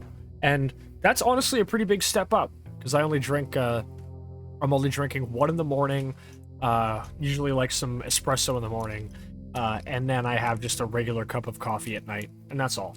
So, and by at night, I mean at like 5:30 or 6 when I get home from work. So, I'm happy about how far I'm coming with that. Alright, enough. Here we go. I've always noticed that whenever I'm talking about the real shit, and I go and I sit down and just, use the bathroom or do my BRB break, I come back and I mellow out.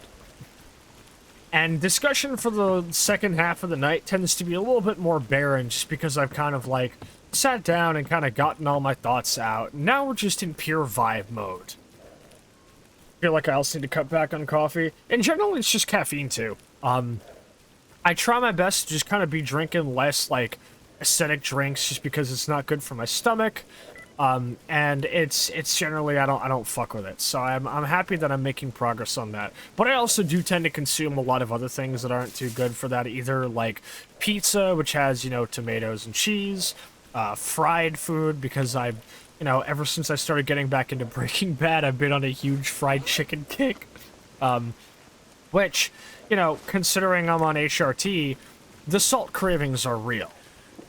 I've actually found myself having a lot more, like, salty snacks rather than just all-out sweet. I've recently been enjoying pretzels. No, the Los Pollos again. Yeah! Me audibly chanting Los Pollos every time Los Pollos Hermanos comes on in Breaking Bad. Literally eating pizza with coffee. Hey, that's what I did yesterday, okay, when I got home from work. There's no judgment here.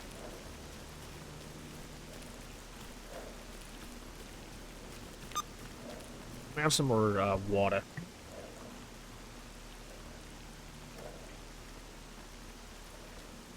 Okay. I head up to Agriprum. From there, I go into Yantar, turn this in, grab the detector prototype, and then head back to the bar. Should be a done deal. But a lot of things that should be in the zone simply aren't. Now, since I am in the swamp where I shouldn't be expecting to deal with a whole lot of military targets, I'm actually going to switch over to Hollow Point.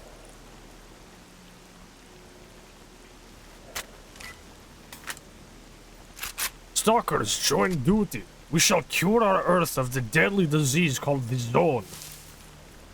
I also really miss putting on a variety of different hackneyed Slavic accents whenever I read dialogue. I miss reading the dialogue.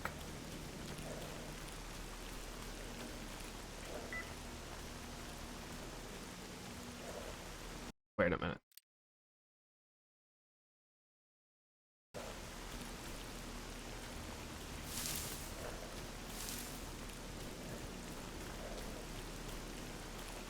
No matter what, the distant fishing, like dredge station always looks cool. There's actually a really cool system that got added in EFP that I really like and kind of want to add into this version of the game, which is a fun little mod that allows you to use rifle scopes as binoculars. So even if you don't have a rifle, this SVD scope, I could take it off and put it onto my binocular slot and literally just hold it in one hand as like a fucking looking glass. It's a really cool little mod, and I love using it, and I kind of want to install it here. Yeah, it's so cool. EFP fucks. Like, I think it's so funny.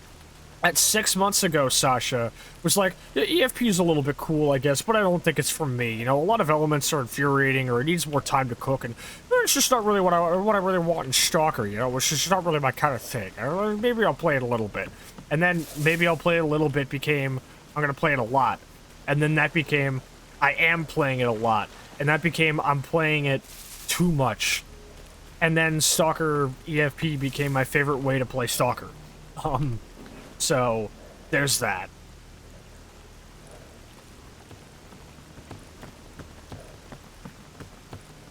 EFP is cool, yeah. The House of Sasha, as I call it, is coming along nicely in my save.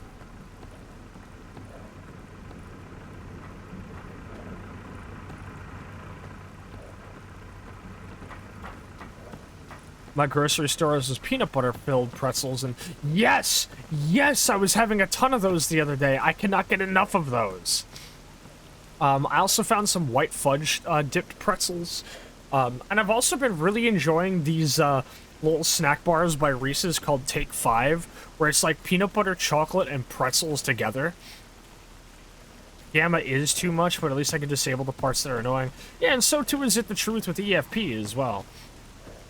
You are using gas lanterns, and we know how dangerous those are now. Oh, Nix. Watching Better Call Saul with you was like the fucking best decision I ever made. Spoilers for Better Call Saul Season 3, of course. Yeah, over the course of my absence, I've been watching a ton of shows. I got back into Breaking Bad. I've been watching Better Call Saul exclusively with Nix, and we are now on to, like, Season 4. And I also was watching a ton of The Sopranos. A lot of my homies know about that. I fucking love The Sopranos. Yeah, about that prick's face, what he sort of get. About that prick's face, what he sort of get.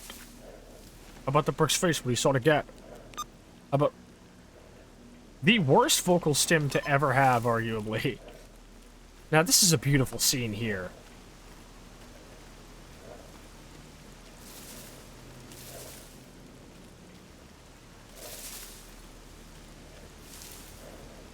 I'm not even using, like, one of the, like, major reshades. This is just, like, the one that comes with Atmos R, which is a pretty minimalistic one. I'm primarily using... Fuck. See, this is why it was a good idea to pick the fucking, the hollow points. That's why it was a good idea to pick the fucking hollow points there.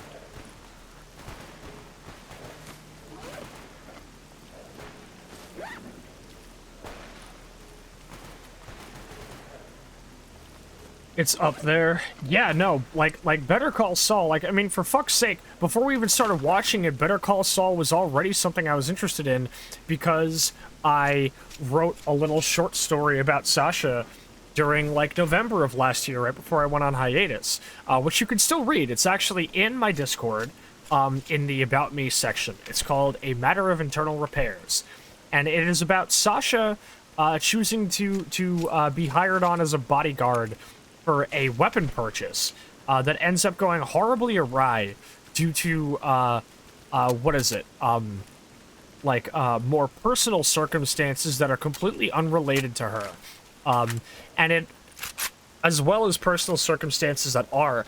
And I tried my best to weave together two plot threads into a very interesting little short narrative. And I had a ton of fun writing it. And it was entirely inspired by the scene in Better Call Saul when Mike and Price are doing a drug deal with Nacho. That scene spawned a Sasha short story. Just as much as watching a ton of The Sopranos has spawned another one that I've been working on, which I'm trying to make into a much bigger thing. There's a lot of Gopniks here. I may not survive this encounter. You know what's great about modded Great Swamps? No more instant rad, you can go swimming. See? Swimming. Best exercise. Works every muscle group. Don't fucking lie to me. You've never exercised a day in your life. Anyway. $4 a pound.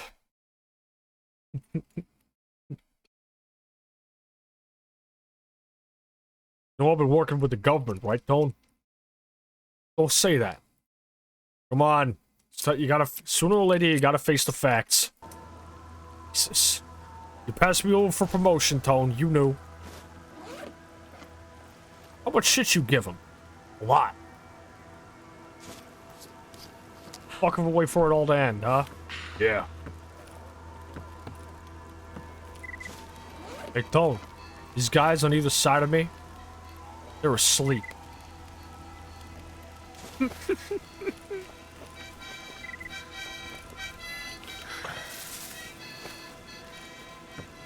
Maybe I could talk about something else that that I actually haven't told a lot of people.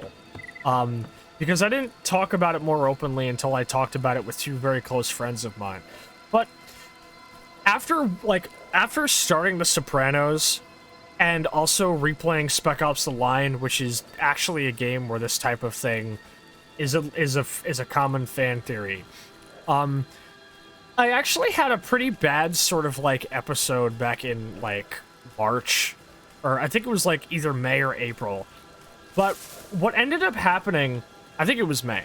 But what ended up happening was I actually had a moment during work where because of my health being like not great, and the world feeling like it wasn't great, and just everything just feeling really not good, and like it had consistently gotten worse since autumn, just because of all of like the stresses that I was having on me and the different, you know, things that were happening, even in spite of lovely, wonderful things happening as well. Enough bad things were happening that felt completely out of my control that you're gonna laugh at me. You're gonna laugh at me, but for like a good like 5-minute stretch, I basically started to wonder if maybe back in October when I had my car accident, I started to wonder if maybe I had died in it and I was either dead or comatose or something, and I was in like a Jacob's Ladder kind of dream state where things were just getting worse out of my control. It's not a thing I told a lot of people at first because I was afraid it would like reflect poorly about my mental state, and to be honest, it still might, but I'm not really afraid of that because this is a thing that was happening to me, and it was real. And after it happened, I actually immediately notified two of my closest friends, and I said, "Hey, can I sit down and talk to you guys? I need you guys around me." And I opened up about it. And, you know, my homies were like, "Hey, we're really sorry that's happening, but we can assure you that's not the case." And, you know, also, like, it's okay to have these intrusive thoughts. That happens a lot of the time, you know? And that helped me feel a lot better. But of course, you know, there was a situation where it was like, fucking, of course people in my dream would tell me that I'm not dreaming, you know? And it was like, but it was a scary thought process to have in the moment.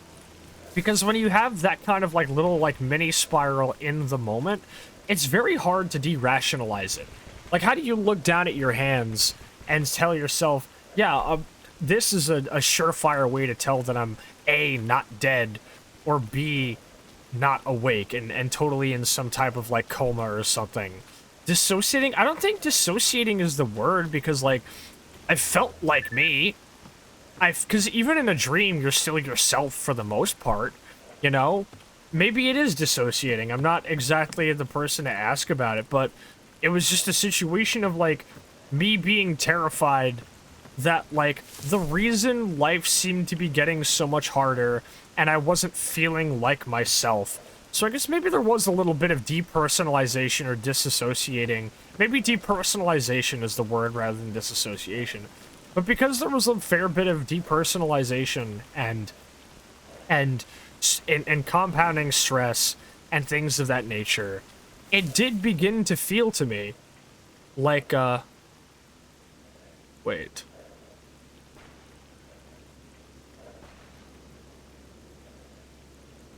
Hold up. Because of all that, it did kind of begin to feel to me like it got more and more plausible within a couple minutes stretch that I had either died in the car crash in October and it was far worse than I actually thought it was, or I was comatose, and it was very hard to shake those thoughts. I was able to ground myself and convince myself otherwise, and, you know, again, reach out to people in my life and tell them that I needed to open up about it, and I'm proud of that. But it did still happen, and it scared the shit out of me, because when that happens, it's really hard to de-rationalize it. Because there's no way of this, you know, you can't really tell yourself, you know? It's weird. And it was a scary moment. And it's not the first time it's happened, to my knowledge. I don't think. It's an exceedingly rare occurrence. but, like, Lord, is it scary when it does. So, you know. You live and you learn. Scary things happen, and it's hard to keep being yourself after they do, but we figure out how to, you know, keep being ourselves, and I certainly have. Yeah, if I remember correctly, there were a couple of bandits over here, so I gotta watch my ass.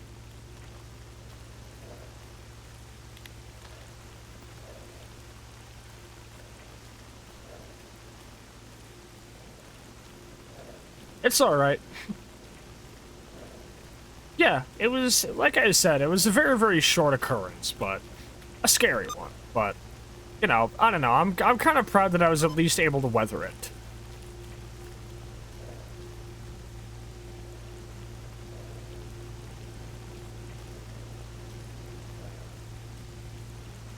I'm glad I shook it too.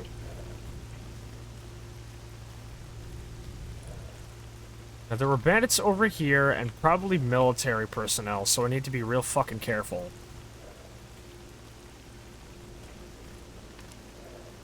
Intrusive thoughts happen to everybody. When I say that, like, you're gonna laugh at me, I don't, like, mean it to sound like I think that that's a thing that people would laugh at.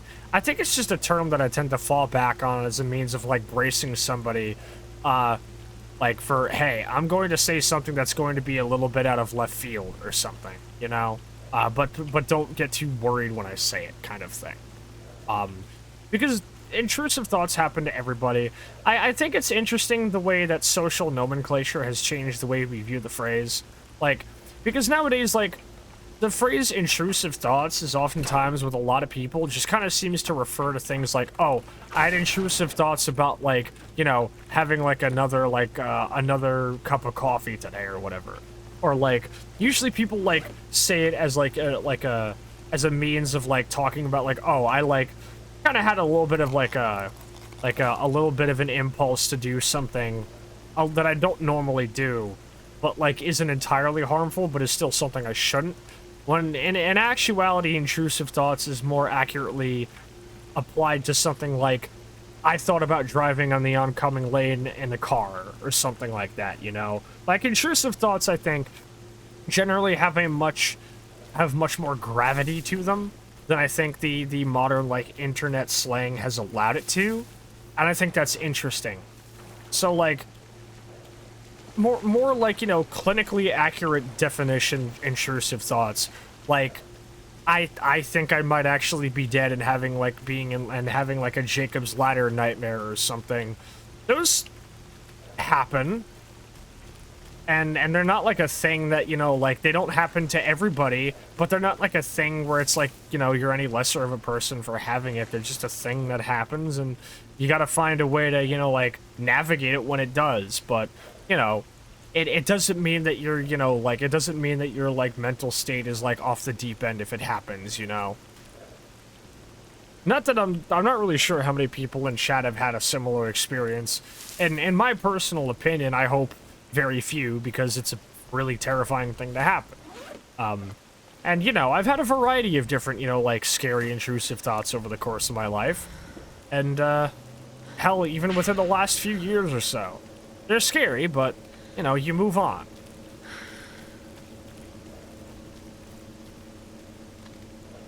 Because it's not, like, whether or not scary things happen to you that defines you, it's how you're able to navigate them. And if you're able to weather your storm and find a way to keep moving afterwards, that's good. Even if it takes a long time for these types of storms to pass over, if you're able to pick yourself up afterwards, that's worth its weight in gold. That's a medal that you should wear on your chest, you know? That's a badge. What do you think the whole point of my character is, that I wear, like, you know, different little, patches and shit of my favorite band logos and everything? Each one represents a piece of, an artist that's created a piece of music that got me through a pretty tough time, and I wear that literally on my sleeve.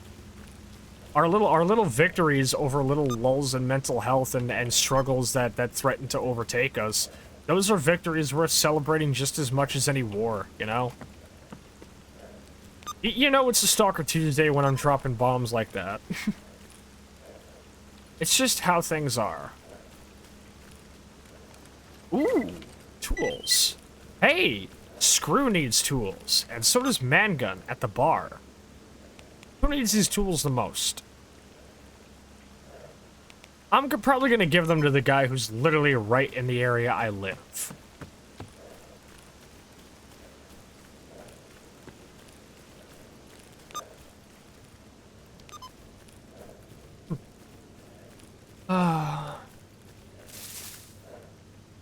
My head's gone to interesting topics tonight, and all of those topics at the very least seem to be ones that y'all have been interested in as well, and that's nice, at least.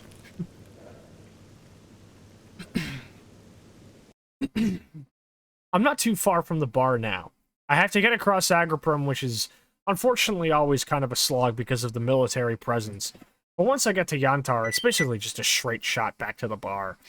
Actually, no, there is the wild territory. That might take me a while. Oh, eh. Why do I still have the nods? Why do I still have the nods? Because I'm supposed to be toggling them. I might actually have to remove the nods. Huh. The nods and the glasses may have to go, and I may just keep the vest. But I'm worried that removing the vest might remove the rifle from my back, so let's hope it doesn't. Oh, I fucking hate Agriprum.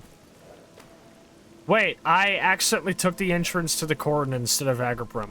Well, you know what? This is better. This is better. I think I'm just gonna make way for the bar, right? Because next week, there's still that detector prototype I have to recover in the wild territory. So once I go from the bar, I'll go right to the wild territory, pick it up, and then head to Yantar. And in Yantar, I will turn 2 quests in. On top of that, it gives me more time to earn up some fucking vodka. Now, who the fuck is that in there with a goddamn flat cannon? Got to save up for that big redeem. Oh, Christ. You don't mean Brigand Oaxaca, do you? Yeah, for those... Oh, fuck me. Hold up. He's in there.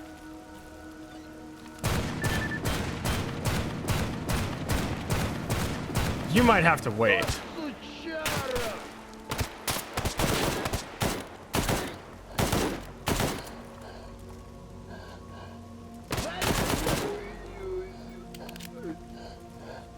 Fuck me in the ass. That was a tough fight.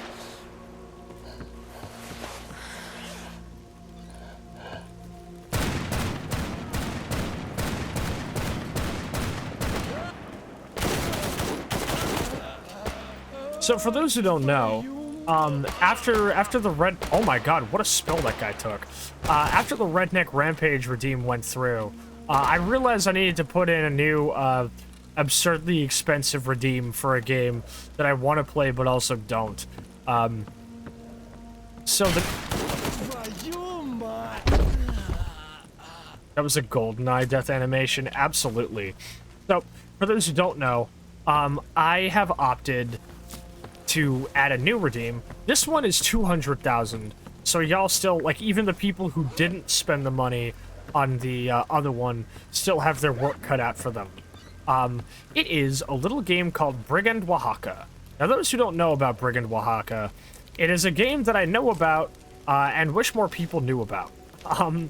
It is something I learned about from a British YouTuber who does, like, game reviews called The Snakerer, and it's so much points. Yeah, because I know how many points you fucking have, Nix. You motherfucker. But, so, it's a very weird game, and I actually also told Warlocracy about it, and I hope he does a video about it at some point, because more people need to see it. So, imagine, if you will, Morrowind. But instead of being in the Elder Scrolls universe, it's a post-apocalyptic game in Mexico. That is Brigand Oaxaca. It is an absolutely batshit insane video game. All of it is made by one guy who apparently is an English professor who sold weed overseas at one point and spent most of his spare time working on the game on a budget of weed and alcohol. The game is insane. The dev is insane. He actually followed me. He was a mutual of mine on my old Twitter account before I lost it for correcting a typo in one of my own tweets with the word kill. That was an unfortunate moment. So, he actually was a mutual of mine. Unfortunately, he isn't now. That being said, he's interesting. I remember at one point he opened up a devlog with the phrase "Hey cuckolds," so you know he's definitely a hell of a guy. But so it's gonna be cool, and it's a very weird, busted, jank ass game, and I think people who like weird old. Did the game just crash? The game just crashed. Well, it's a good thing because I wanted to do that combat encounter over anyway. But it's an insanely jank post-apocalyptic RPG in Mexico, and I think more people need to see it. So I would be happy to do a stream of Brigand Oaxaca if it gets redeemed. First crash of the night? Yeah! First crash of the fucking night! That is impressive for Stalker Tuesday, actually. Huh. Maybe my load order is better than I thought it was. First crash of the night. And what, it was opening my inventory? Well, fuck me in the ass, huh? Don't actually, please. I'm good. I'm good.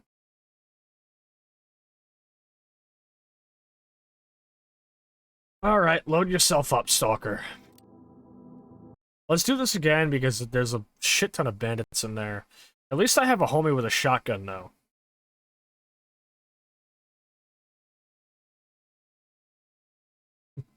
I don't know why, but I keep thinking about that quote from Sunday, where I said something like, "Holy shit, Billy Ray just shot up his homie." For a while, when I ran Anomaly and had Yom going, headshots would occasionally... Yes, I also had occasional strange crashes in yet another winter mod.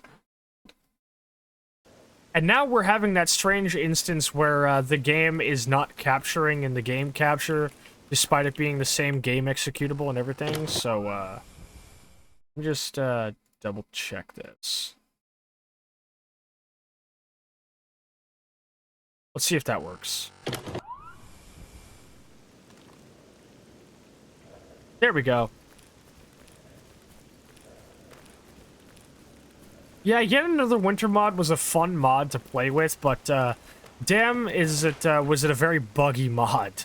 And I'm glad that we now have mods like Inverno or Grapple, even though my big issue again is that neither of them really feel properly like oppressive with the winter's like aesthetics.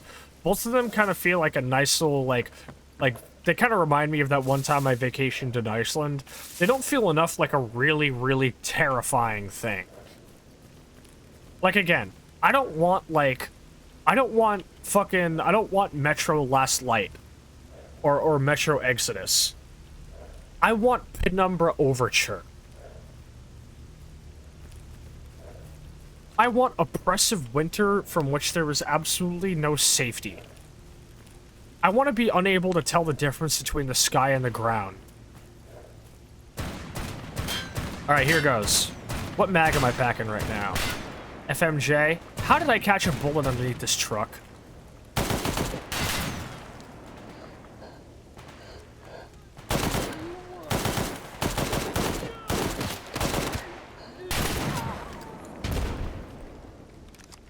See, this is why I need to work on my Stalker gameplay, because this gameplay shows I am not fucking ready for that Brain Scorcher op. I would get my fucking ass torn to pieces. Is that your lips and eyebrows? Yeah, sometimes when you have the first-person death thing, if you die facing the ground, the camera clips through and it looks really fucking silly. I have a better idea. Modern problems require modern solutions. Dragunov SVD may not be the most modern weapon one might think of these days, considering, you know, more modern solutions would mean things like a Remington 700 or a Barrett M82, but it's a little bit more modern than your average Mosin Nagant. I would call this a hell of a fucking solution. And I have a couple of problems waiting just up on this ridge over here. So let's get a good look at them, shall we?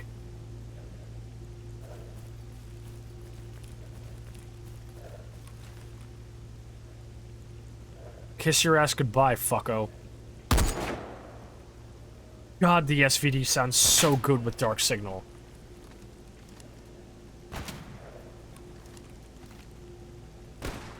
I can't see two shits on a dick out here, dude. Where are these dudes? You're damn right you heard sniper fire on the cordon, motherfucker.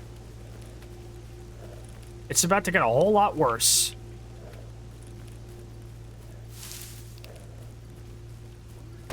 Watch this.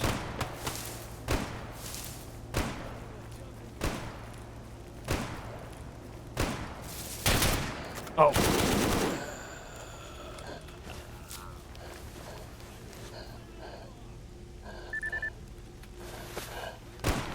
Poor, pitiful bandits.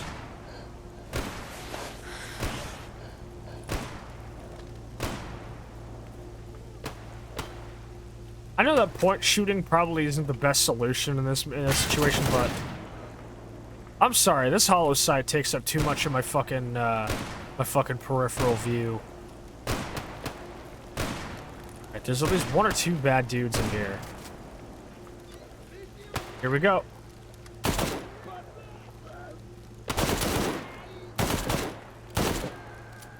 Please tell me these guys didn't fucking kill Loris. Good. Professional EOTech hater. Okay, let's get something straight. I like how the site looks. My problems with EOTech, like I think the site has a cool feel to it. And, you know, not just because I have one IRL, even though it's, you know, obviously like a bootleg knockoff. But I would never buy one from the source, because EOTech are a super bootlicky company, who, for one, have one of those things where it's like, oh, we only sell our stuff to military and police.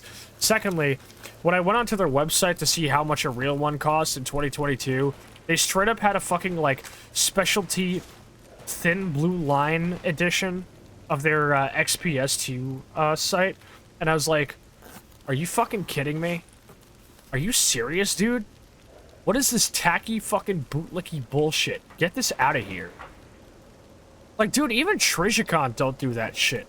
Fucking Trijicon, the creators of the ACOG site, literally one of the most, like, recognizable military, pieces of military equipment, like, from all over. Even they don't do that shit. Please let me know if they actually do that shit, and I will happily retract my statement. But Christ, man.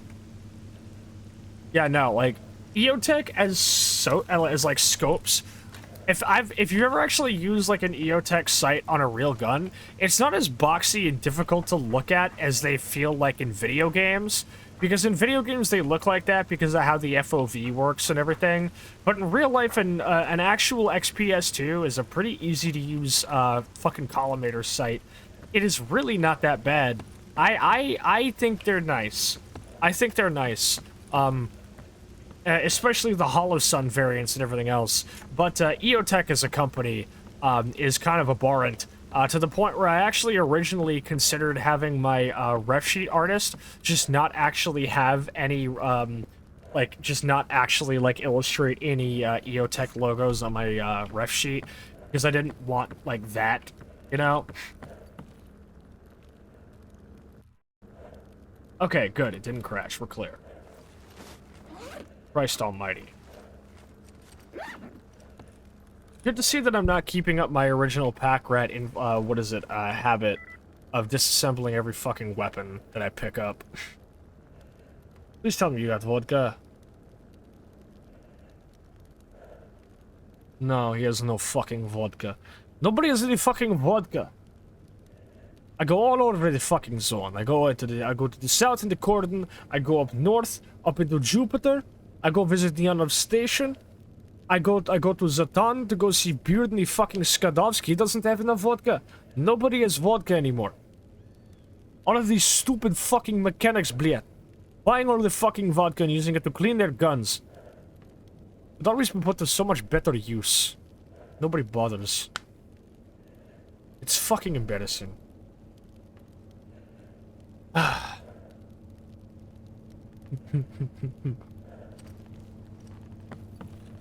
Any of y'all miss me doing that?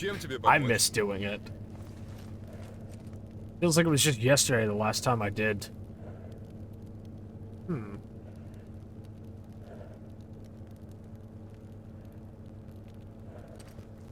There's definitely, like, necessary cognitive dissonance needed if you like guns and tactical stuff and want to act like an empathetic human. Oh, Kelly, believe me, I resonate with that. I resonate with that so hard. It is such a common problem, which is why I try my best to be the people's tactical VTuber. Because, one, I'm not an insane bootlicky shithead who makes jokes about war crimes and police brutality on the timeline. I don't play Tarkov. I'm a little bit of a different beast. I am the people's tactical VTuber. I'm the person that I'm a tactical VTuber that tactical VTubers don't like to watch. And I'm proud of that. Nobody plays Tarkov now. That's true. That's true.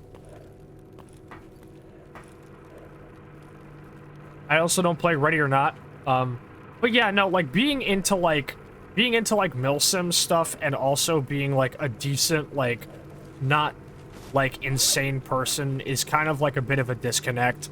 Because like if you're not into like bootlicky shit, if you're not into like really weird, like just psychotic kind of like obsession with the military, if you're the type of person who has no interest in actually owning a real weapon and, you know, you just like the aesthetic of it like me, then you've come to the right place.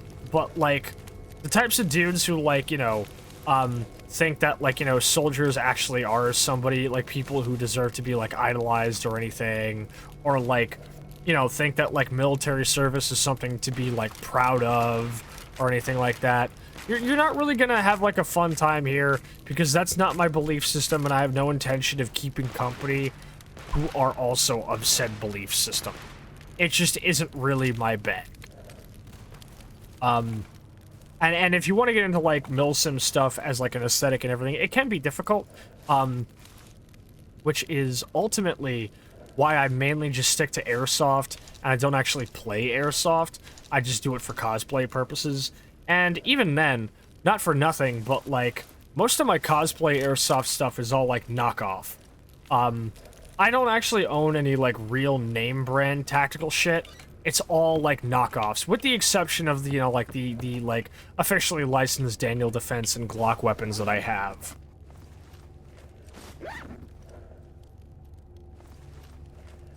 Got some clips to toss out here, some ammo to get rid of.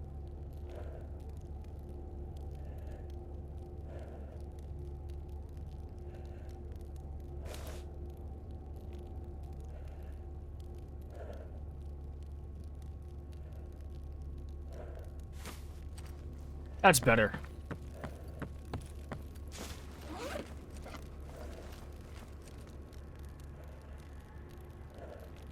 You sold me on it. Thank you for the follow, Carbon. Good to see you, by the way. Hope you're doing well tonight. Welcome to the Pripyat City Hate crew.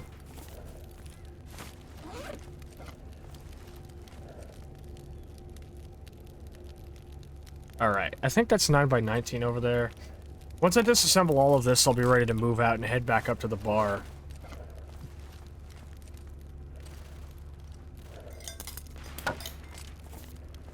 Since you mentioned Ready or Not, we still gotta play Ground Branch. Absolutely. I'm very happy I've been able to get people into Ground Branch. If you own it, let me know, and I will add you to, I will give you the role that me and the rest of our squad and my server have, which I have, of course, creatively named the Village Idiots after the SCP, squad.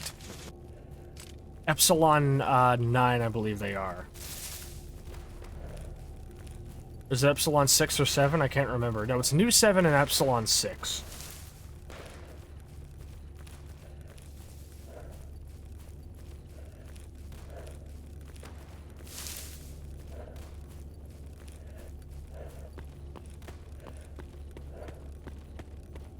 Time to get fucking moving. You own it? Wonderful! 'Cause I'm not sure if I have you friended on Steam, do I? I'm not sure.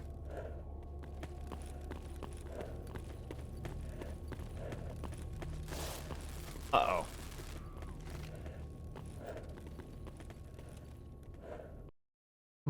The new Gopnik portraits? I accidentally... Hold up. Add... permitted term.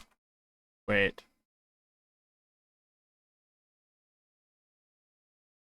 Fuck.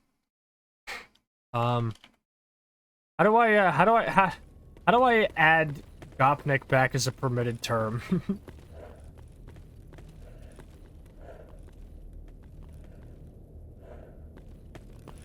Oh shit.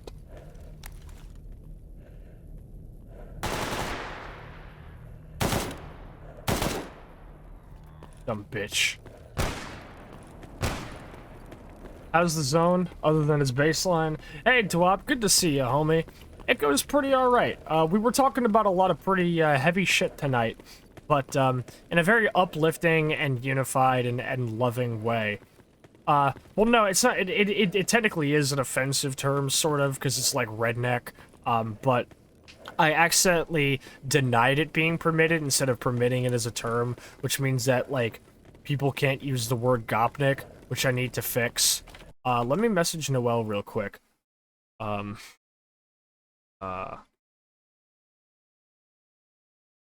do I add a term, to permitted after accidentally, denying it with automod?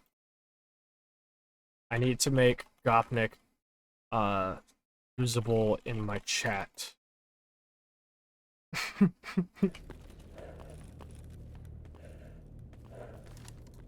Because if it's like an offensive term, then automod picks it up, and then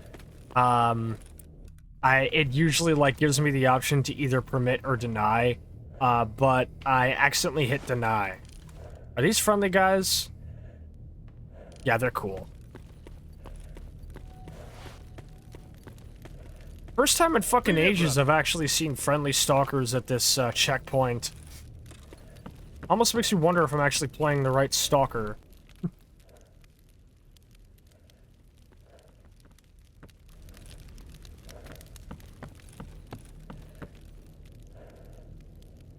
Okay, through the garbage, into the bar, from the bar, we call it a night. Short stream, yeah, but I got work in the morning and I have to get up early to shower. So probably best if I'm not up too late. Also, I want to work more on that beat.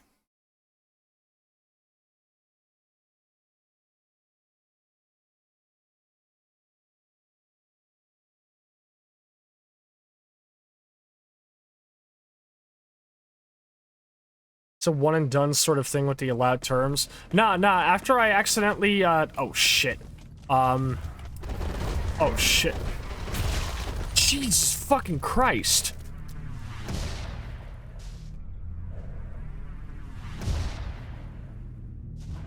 You know, I'm pretty used to playing this game a lot. But sometimes there are still moments where a thing happens that just kind of still fucking, like, shakes me. And seeing that many fucking boars fall into a whirligig at once was actually kind of astonishing how much blood there was. Like, my face, I should have to wipe that shit off of my goggles. But yeah, no, if you deny it, you should be able to, yeah, I know you can re-add it, because Noel did it. Nick says meat shower. Of the Kentucky variety, even.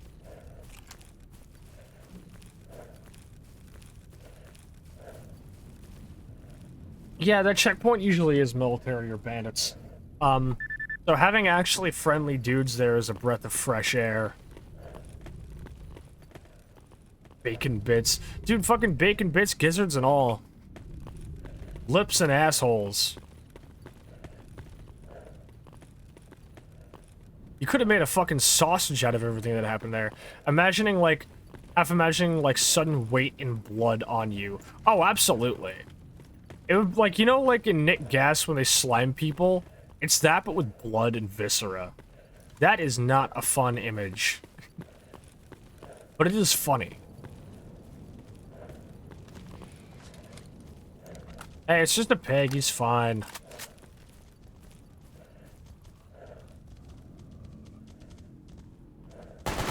Seriously, chill. He's not hurting nobody. He's got bigger fish to fry. Alright, fine.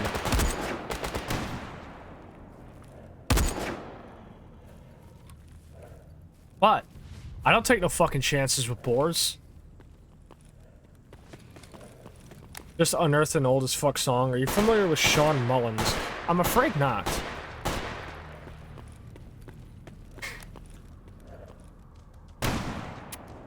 Oh shit. Yep, shit. That's a whole other SVD cartridge out the fucking window. I need to be more careful with this. Why did I just fire it? Why did I just fire it?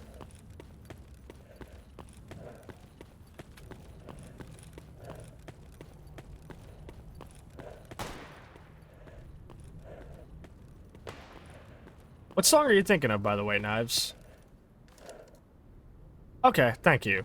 Also, did Noel message me?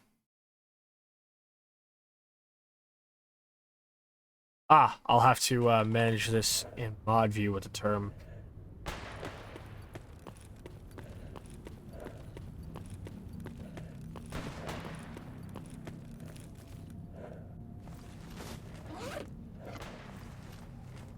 Okay, so once this is clear, we head to the bar, we call it a night. Oh, is that a zombie? Beautiful Wreck. Ooh, what a name. I'm already interested.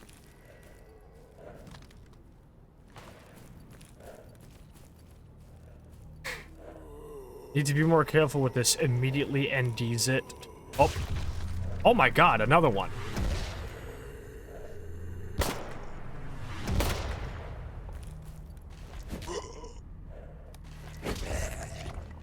For a second, it took me a moment because I was like, what does ND stand for? And I was like, oh, negligent discharge.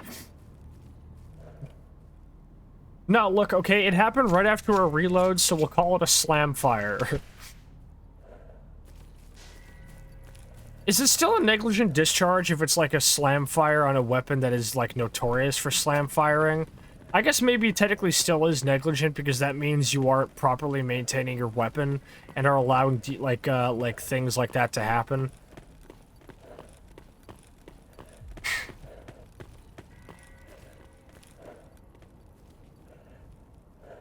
You do that a lot.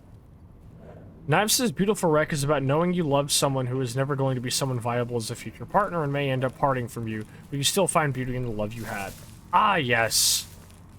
Bittersweet types of songs like that are always very interesting.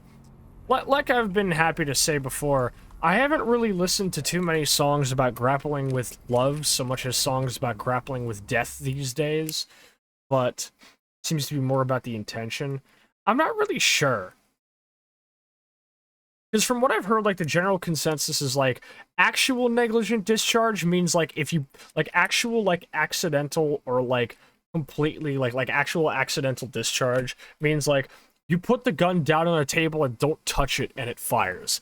But if it fires, like, by accident, quote-unquote, while you were handling it, it means, like, 99% of the time the liability is on you.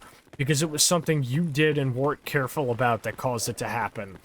Maybe slam fires are like in the minority, but I'm not really sure about the rules.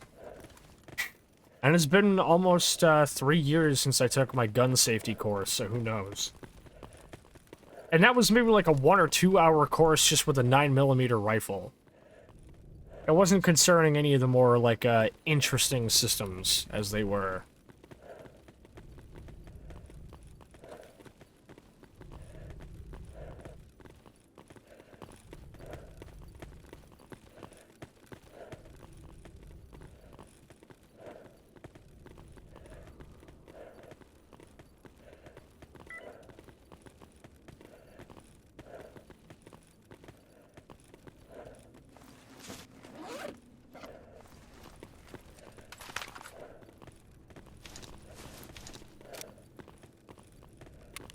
Alright, here we are at the bar. Rifle's in good condition. You've seen better days, but I'm not exactly planning on using you for very long. Maybe I can get by on giving my companions less armor. I don't think their health is something I need to worry about. Their carry capacity is, which is why I gave them backpacks. Armor might just make them able to carry less. A live show DVD of them, of Vertical Horizon. Interesting. I've actually never heard of this group either.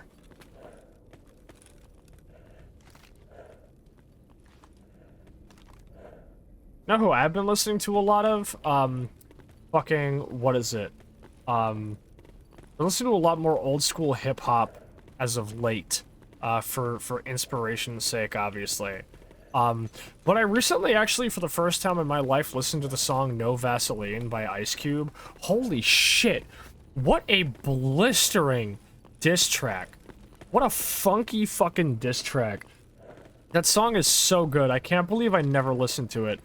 As a person who was a very, very big fan of like, hip-hop beefs and shit, because, you know, obviously some of my favorite songs are diss tracks. Fucking No Vaseline is a legendary tune. Just listening to it is so fucking funny. Like, just like how venomous the dude is when he says insane shit, and he's got such a good flow to his voice, because, I mean, he's fucking Ice Cube, you know? Like, Ice Cube just has a great flow, and he also was NWA's main lyricist. So them deciding to pick a fight with him after he left was really fucking funny. Like, he left and literally was not, like, let's be real, Ice Cube would not have dropped an NWA diss if they didn't drop one on him first. Like, for no reason. He dropped a whole album. He was a whole album deep into his solo career, and he had every chance to fucking, like, blow up their spot, and he didn't. And it was them that decided to pick a fight with him. And then he literally hit the fucking, he hit the big red fucking button and dropped No Vaseline and fucking killed them. Easy saw your ass and went in it quick. It's like obviously, yeah, it's like extremely homophobic, and there's like a lot of really not great bars that haven't aged, like actually not aged well implies that they were ever super like not problematic. There's a lot of problematic bars on No Vaseline, but you do have to admit that from somebody who obviously just was looking for every way to like, you know, like turn somebody's insecurity against them, and that was his main intention, he fucking killed it on that track. That track was amazing. Let's be real. I'm so happy I got into it, because what a track. And I mainly found it because of, I was watching Anthony Fantano's fucking, what is it, like top, diss tracks, like all, like ultimate, like rap diss tracks fucking tier list. And a lot of his opinions I don't really vibe with. Like when he says that, what's it called? Fucking, if I remember correctly, he said that he thought that, when he got onto the Kendrick and Drake fucking beef finally, he said that he thought that Champagne Moments by Rick Ross was boring and not worth mentioning. And I'm like, are you fucking serious, dude? That's literally like, obviously I'm a little bit biased because it's actually my favorite my favorite track of the Kendrick and Drake beef was not actually made by either artist. It was Champagne Moments by Rick Ross, which is an artist I don't even actually listen to that much, which should speak to how impressive that is. That I really am not, like, into Rick Ross, but I still think that Champagne Moments went hard. But, you know, seeing Fantano be like, oh, it's boring and not worth my time, is like, man, shut the fuck. Holy shit. Holy shit. Cereza. Cereza. Holy fuck. Oh shit, I just did an ad break. Please, fuck. I accidentally did an ad break when we got raided. Holy shit. I fumbled the fucking thing. I fumbled the thing.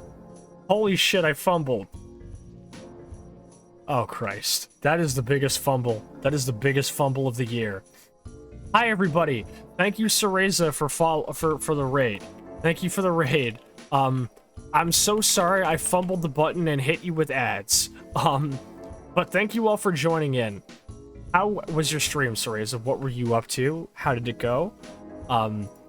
Thank you for sharing your community with me. I have to, like, relearn my fucking raid welcome message since it's been so long. But thank you for sharing your community with me, and I hope all of you enjoy your time here when the fucking ads are done. Hi everybody, I'm Too Much Sasha, the Chernobyl battle maid. I cook, I clean, I hunt, And when I'm not doing any of those things, I stream FPS games and horror games out of the back of this bar here. And every week I play Stalker, which is what I'm up to tonight. And we're actually kind of on the closing end of our stream, but I think I have enough time to maybe fit in just a little bit more fun. Cereza, what were you up to, and how did it... Cereza can't hear me because she's got ads. Fucking hell. Well, we're just gonna sit here and wait for them to come back then. Christ almighty, that is unfortunate. Well, better that it was me triggering it and not automated ads, I'm sure. Maybe we can all agree on that. Homie's coming through the smug fox raid, huh? You clever cunts. I'm back from the ads. Welcome back, Cereza. As I was saying, thank you so much for raiding in and sharing your community with me. Sorry for the ads. What were you up to? How did it go? If you need to get up and stretch or get some food or snacks or maybe take a break, not to worry, we'll be here. Thank you for the Hydretch redeem, Alaris. It's good to see you as well. Everybody who is already here, please go check out Cereza Feywish, a very good friend of mine. Very fun to play GTFO with as well, and fun to talk about shit with. It's good to see you here. Let me get up and stretch in this motherfucker. Yeah.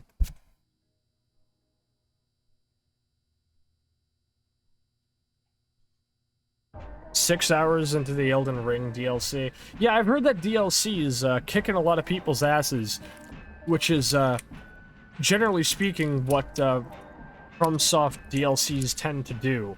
I mean, Lord knows, I still check under my bed for Black Dragon Calamite sometimes before I go to bed, I'll have you know. I still get nightmares about Artorias, and I often wake up in a cold sweat thinking about Manus. So, trust me. And not to mention, but I also beat all of Dark Souls 2's DLCs, and fuck every single one of those. Especially Sin the Slumbering Dragon, who made me put the game down for 5 whole years. Or was it 2? Thank you for the follow, Flora Violet. Welcome to the Pripyat City Hate Crew. Hard, but frankly, I'm glad something from FromSoft non-challenge run is kicking my ass. Artorias is a wimp. Yeah, well, maybe for you, person who's terminally on FromSoft games, but I'm built different. Sin can go suck an egg, and I'm Dark Souls 2's strongest defender. I'm not a Dark Souls 2 defender, per se. Me and Dark Souls 2 lead a very, very complicated relationship.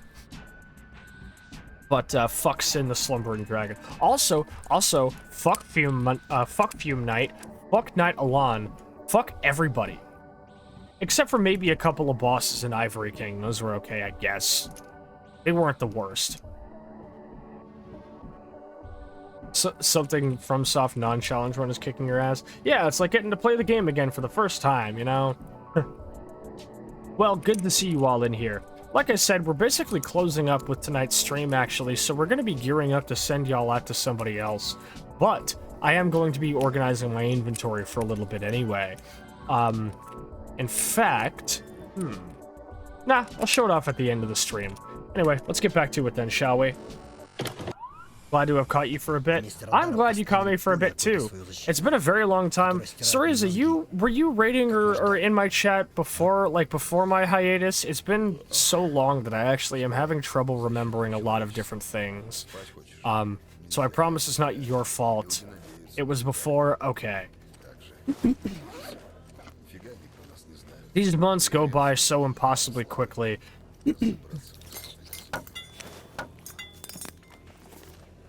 Okay. At this point, it's mainly just inventory management. You know... do I want to keep going for another bit?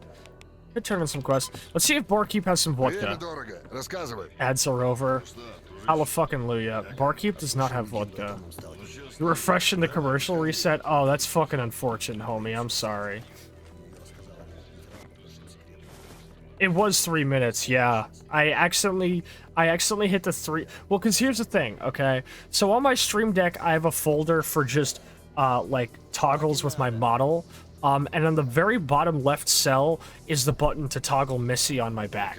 For those who are new, by the way, my character's rifle is named Missy, as a reference to a song from Grand Theft Auto 4, and by extension, the rapper Missy Elliott. But I have a button to toggle it. If I hit the button to leave the little folder for model toggles and go to my homepage, the bottom left cell activates a 3-minute ad button. I accidentally turned off Missy and meant to put her back on, but I accidentally hit the add thing instead. There's gonna end up being a time where I mean to hit the fucking, like, what is it, like, game zoom toggle for, like, the zoom in, and accidentally hit the panic button, which is my emote-only chat, followers-only chat, go to an ad break, and post, like, a message or whatever in BRB state thing. And also activate shield mode. It is like the big red button for hate raids, which thankfully I have not had to use yet since I first set it up when I got my Stream Deck in January of 2023. Let's hope it stays that way. But that being said, yeah, I'm fucking like I'm dreading the day that may come where I accidentally press the panic button instead of my usual shit. So do we have any vodka at home? We have 5 bottles. Oh, we can buy a barrel suit for somebody then. And we can recoup the cost of that by selling their armor pretty quickly. What time is it in game actually? It's about, oh right, I can't see it because my mask obscures it. It's 11:11. Not worth the time to wait until Barkeep stocks up more vodka. But I can give the bottles I already have. For a barrel suit, trade that in. After that, I'm kind of on my own. Toss away the magazines I'm definitely not using. Somehow I don't... Do I not have the recipe for, panic button redeem? I don't think I can do that in good conscience. It is a funny idea for sure, but I don't think that is a good idea. Do I have 762 by 54 as a recipe? No, I don't, so I can't craft more Dragon of Ammo. And this shit is pricey. Guilty of debugging refresh trade inventory on traders. Hey, look, if it means your content stays, you know, like, engaging and you're having a good time, I don't see anything wrong with that. I'm not gonna tell you off for using debug mode to keep the game from getting tedious. Hell, why do you think I refuse to play on the highest difficulty on streams? Because I don't want, like, I don't play on the highest progression difficulty because I don't want the game to get stupid fucking tedious. Thoughts on Stalker 2? Ah, the question that I get a lot. My thoughts on Stalker 2 are very complex. I personally am not as hyped for it as I once was, because I hate to say it, but seeing the news cycle of the last over a decade of the game's development, of announced, canceled, announced, canceled, announced, canceled, announced there's NFTs in it, and then NFTs were taken out, and shit like that. I hate to say it, but Stalker, yeah, exactly. They have made fucking choices with the marketing. Stalker 2 is a game where, like, because of the constant, like, we're not really sure how much of this game is real kind of thing. And also, you know, I've been around for a while. I'm not like over the edge hype for it. Like, I don't lose my shit when trailers go up for it. Part of that is also because I want to be as completely blind to the experience when I experience it for the first time anyway. But I am still very interested to see how it goes. I think a lot of people make it clear that obviously the game is going to be, in terms of like overall feeling and experience and aesthetic, very different from the classic Stalker games, and that is simply just an inevitability. It's not the mid-2000s anymore. The state of Ukraine is not the way it once was, and the state of video games are not as they once were. It not being a PC exclusive means there are going to have to be some what's the word? Compromises for console playability. I personally don't mind because we had those with Metro, and Metro was great. Which was, of course, a game that most ex-Stalker developers proceeded to go on to. Also, nice name, by the way, BirdUp69. So, here's how I see it. There are two possibilities here. One, Stalker 2 comes out and it's good. Great. New good game, play it, love it, have a good time. Option 2, Stalker 2 comes out and it's not good. Who cares? Look what I'm playing. People, there have been so many fucking Stalker fan projects like Anomaly, which has turned into like EFP, Gamma, you've got Dead Air, and everything else. The fan projects of Stalker, The fan projects of Stalker have grown to such an insane degree and become their own completely immersive and, like, getting sucked in experiences of all time, that, like, if Stalker 2 comes out and it's bad, it doesn't fucking matter, because we've made do for over a decade without now and been fine. So if Stalker 2 comes out and it's not good, then we're still A-okay. Because on top of like full standalone fan games like Anomaly and EFP and Gamma, and on top of the game devs literally being okay with you like making full engine modifications like OGSR, porting the models and things into other games like Gary's Mod, and on top of that, the sheer amount of like fan projects outside of games, like short films coming out from guys like Evan Royalty and others, and even fucking like books, Stalker likes like Into the Radius and everything else. It has, no matter what you think of Stalker 2, it has never been a better time to be a Stalker. And that's why I make it my whole thing as a VTuber. Because I want this game to be played by everybody. I want everybody to be able to experience Stalker, whether it's something you can only get into by watching somebody play it, or something that you really can't play for yourself, but you like the aesthetic of it. No matter what, this game is too cool to be kept a secret. And I'm very happy that Stalker 2 is getting so many eyes on the game. Because everyone needs to play this game because it's incredible. So that's how I feel about Stalker 2. I know it's not exactly like a simple like one sentence answer, because it is a very complex way to feel. Stalker isn't for everyone. Maybe not. But that doesn't mean that everyone can't find something to like about it. Look at it this way. Let's talk about a game that I think some people may feel about Stalker. It's Skullgirls. Skullgirls is a game with music, story, characters, art style. Pete. Is that Skinny Pete? Hey Vex, welcome on in. Skullgirls is a game with music, characters, art style, world, and everything that I love. I think it's impossibly cool. I can't play it because it's a fighting game, and I can't do fighting games. I don't have the fighting game autism, I'm sorry. But it doesn't mean that I don't still want to be able to experience it, so I find ways to experience it through fan projects, by listening to the soundtrack, reading up the story, and looking at videos about it. I want to be that type of person for Stalker that I need for Skullgirls, where I can't play it. The game's not for me, but I still want to experience some part of it because there are parts of it that I love and want to be able to experience. For the people that can't play it, don't like the horror, don't like the survival gameplay, maybe some people don't like the soundtrack or the dated visuals or something. If Stalker isn't for you, then my stream is. Does that make sense? Sometimes games might not be for everybody, but there are still things in it that deserve to be enjoyed by everybody. And Stalker is a game that I have made it my life's mission to show to as many people as I can. And that's why I've been a Stalker VTuber, because it gives me the platform and the means to bring this game to an audience that may not have gotten into it. I have gotten a decent amount of people since I started, occasionally coming to me and saying, hey, this friend of mine got into this game because of you. This friend of mine got into it. I got into it because of you, or because you made it look fun. And that is the kind of shit that lights my world up.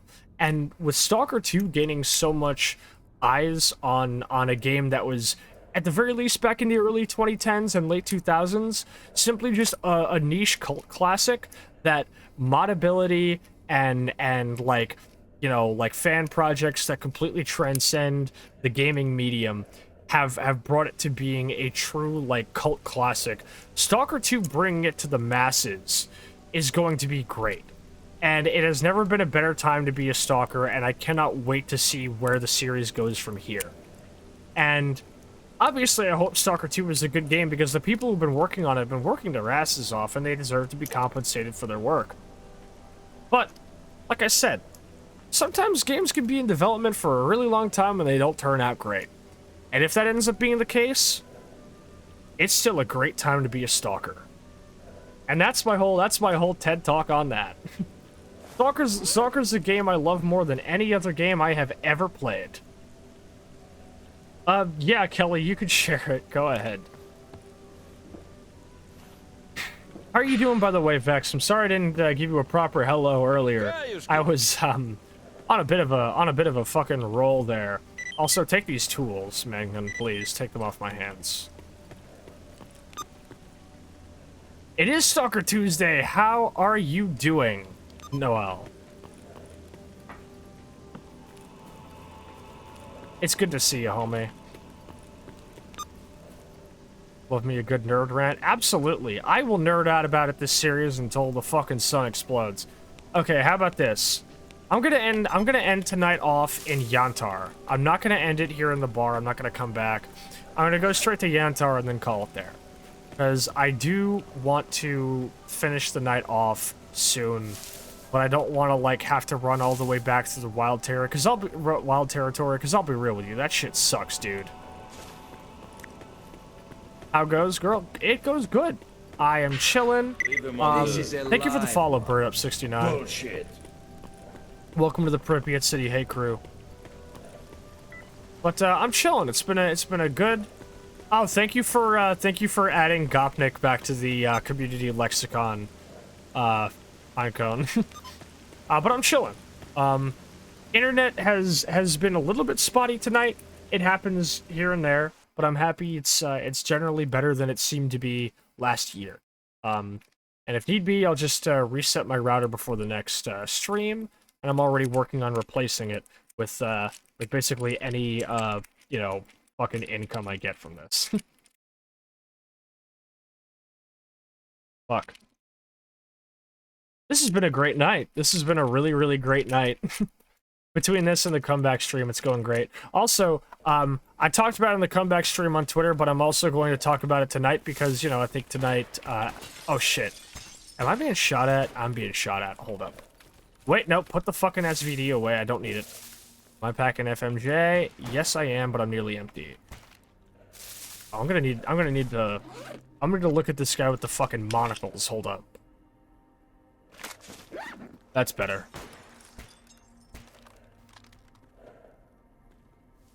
Yeah, Merc's alright.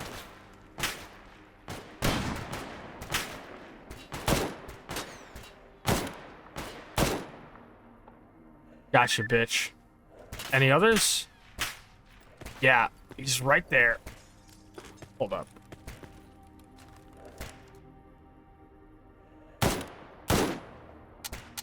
Oh, shit. This could be worse.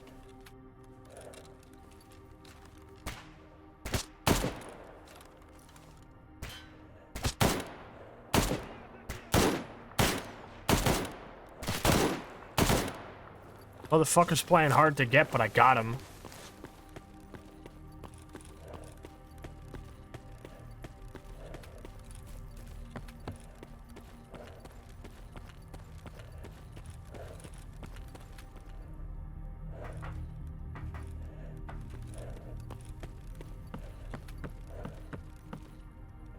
Alright, what were you packing? AK-105. An F-2000. Impressive gear for someone like you to be carrying. Impressive gear for a wholly unimpressive man. What's your name? Save a Blind? Yeah, with your shooting, you sure fucking were.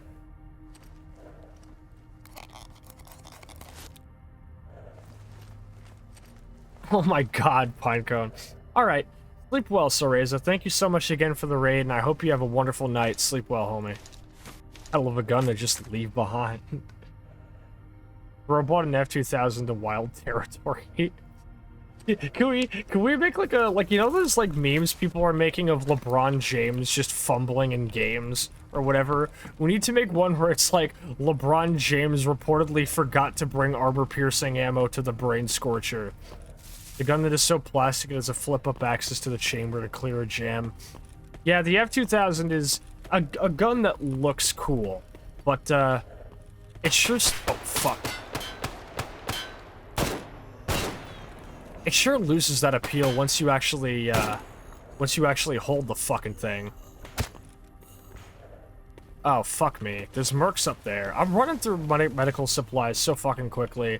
How much of my profits off of tonight's raids are gonna go straight towards buying me more meds? I wonder.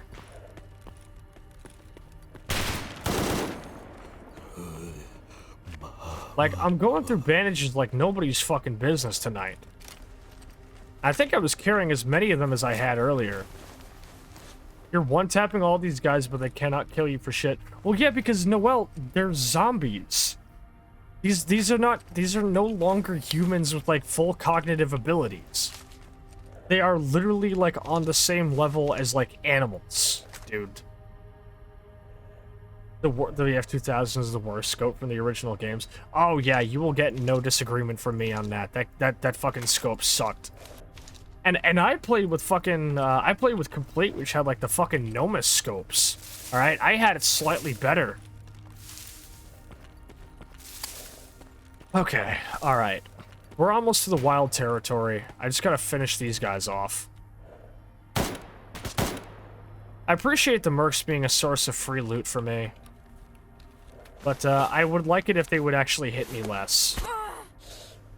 Because they do keep hitting me. It's right over there. Good thing I didn't use any of my morphine yet, but oh boy.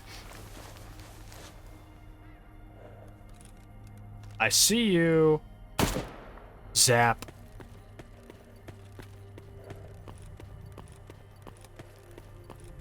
Now, let's hope there's no mutants on the way to the actual top, because sometimes there are, like, lurkers and snorks and shit, and I'm really, really not in a mood to deal with those kinds of guys. The scope is oval if you play Call of Pripyat in widescreen. Huh. Yeah, I think so, yeah, it was, like, really badly stretched. And we got a poltergeist. Oh no, please don't throw the free gun at me, my man. Anything but that. Kill ya baboon. Yeah, he shot like one for sure. What I wouldn't do for an M4 variant in this run. I suppose I'll have to wait until I get luckier. Hey, a Scar H. One-tap kills are always both sick as hell and sickening to agree, just on the side of just dropping someone lifelessly. Absolutely. There is a degree of, like, horror to being able to take somebody's life away that easily that I don't really think a lot of people seem to, like, fully touch on in games. One of the only times I think it's ever really been done right was, like, Max Payne or Spec Ops: The Line. Another example actually being Kane and Lynch 2, which I've recently gotten re-obsessed with after watching a fucking, edit on YouTube of just gameplay and cutscenes from Kane and Lynch 2 with Lost Boys by Death Grips playing.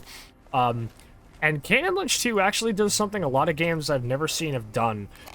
Spec Ops: The Line sometimes has people, like, sometimes has, like, a slow-mo effect kick in if you, get a headshot on somebody. But Spec Ops goes above and beyond. That fucking, not Spec Ops, Kane and Lynch goes above and fucking beyond. Because in that game, if you get a headshot on somebody, sometimes it actually just cuts to, like, a mosaic sensor, implying that, like, the wound you just gave them was so fucking gruesome it actually had to be censored. Which I think is fucking wild. Fucking Kane and Lynch 2's found footage and, like, fucked up live leak video aesthetic is still something to this day. I don't think I've ever seen somebody actually attempt to replicate, and even those who did do not seem to have really gotten it down as well as even Kane and Lynch 2 did. A game which arguably is really, really not good. It's actually kind of, I would go as far as to say it's a fucking terrible video game. But, like, I'll be damned if it isn't cool.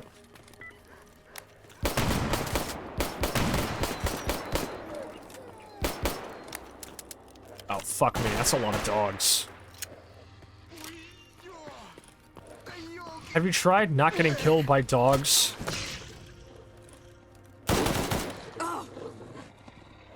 Are you serious? Please tell me I saved. No. I didn't. Ah. Oh, man.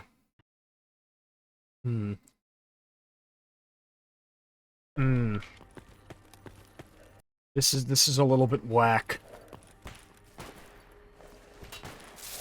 Okay, I can do this engagement better, I think, anyway. So give me a sec.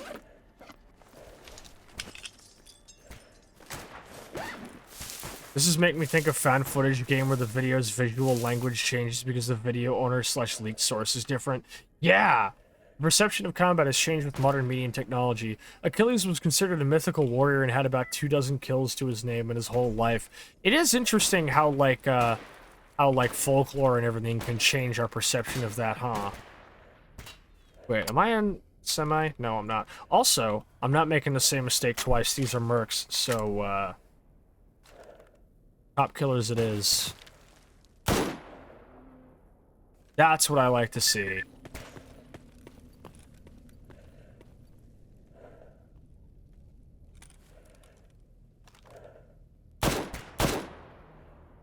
Boom. Didn't even take a hit. Didn't even take a hit.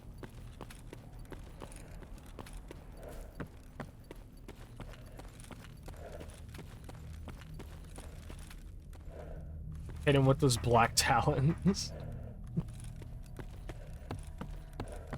Locals call him Black Death. Spread your mama's head like cabbage.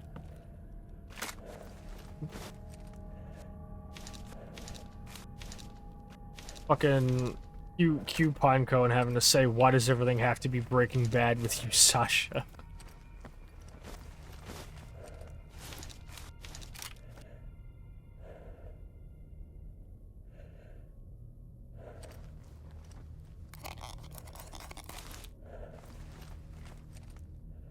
God, Breaking Bad's such a good fucking show.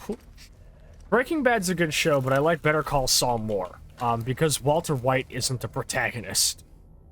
You heard it here first, folks. Huge Breaking Bad fan does not fucking like Walter White. I think he's unbearable. I think he's an awful person.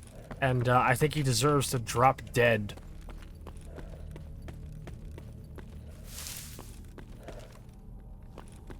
Oh, this scope is ass. I gotta switch this off for something a little bit better when I deal with the guys out there. Also, there's zombies here. So, probably a good idea to switch to a pistol. These guys taught me it's faster than reloading. There's no zombies here. I don't like the actor either. Bryan Cranston? Bryan Cranston's a great guy. We love Saul and his bad habits that keep getting rewarded. Yeah. Saul really is that guy who just kind of like... every couple of episodes, right? Saul does something great, right? Like, he'll do something genuinely really great that's genius, and I'm impressed by it. But then every now and again, we end up at an episode where the motherfucker just does something so stupid, and saying that he shot himself in the foot doesn't even, like, begin to describe the complete, like, self-sabotage this guy fucking, like, initiates on himself all the goddamn time.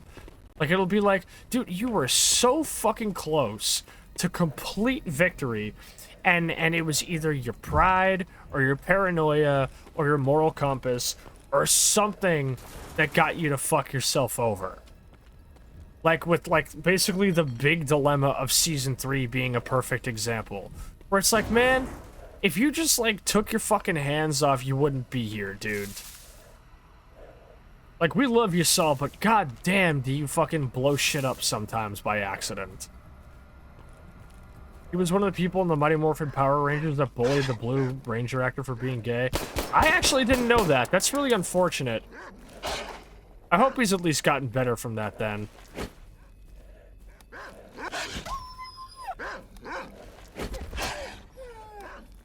Either way, my favorite character is Mike. And Jonathan Banks is a stand-up guy. This is not working, but I don't want to shoot dogs. I don't want to shoot dogs with armor piercing.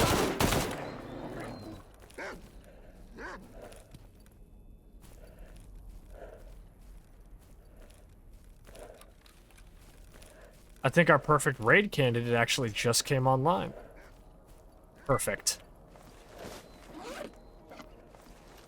I think since we're coming close to midnight, I'm actually going to call it right here, because I don't want to be up past midnight with work in the morning. So I think I'm going to call it here, actually.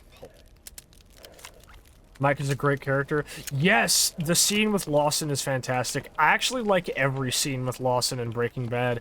He's one of my favorite, like, side characters in it. I really love him. And I also love Gus, but Mike is my favorite. Mike is absolutely my favorite. I love Jonathan Banks' work as that character. The entire scene of Mike talking about, like, his son in, like, season 1 or season 2 or whatever was, like, I think it was, like, late season 1. Absolutely astounding. Some of the best acting I've ever seen, and it is one of the best scenes in the entire Breaking Bad franchise, bar fucking none. I love Mike Ehrmantraut, and I love Jonathan Banks. Alright, I'm gonna wait for the guys to get here, and then I'm gonna save here. Because then I just have to pick up that detector prototype and head over into, Insert's joke about being a Hooligan. Okay, Huel is great too, but I haven't seen enough of Huel, in Better Call Saul yet. And I'm, like, right before he shows up in Breaking Bad too. Alright, let's head over to the bar. And I also want to show off something that people who either weren't there for the comeback stream, or simply missed it during the comeback stream, can get to see. So hold on a second. Alright, so that is going to do it for tonight. That was another fantastic Stalker Tuesday, and I cannot wait to get to next week so I can finally turn all of this in, get some more money, arm my companions up, and, you know, have some real fucking armaments and gear for X-19. I am really, really close to finally being ready for it, and I cannot wait to give it a whirl. Now, can you pass that jar of peanuts? Absolutely, here you go. I tried to make, like, a sliding sound on my desk, and it didn't work. So, before we raid into Bonnie, because I do want to raid into Bonnie, I want to show some of y'all who are new to this channel, or at least, you know, returning followers who weren't able to catch the comeback stream, this.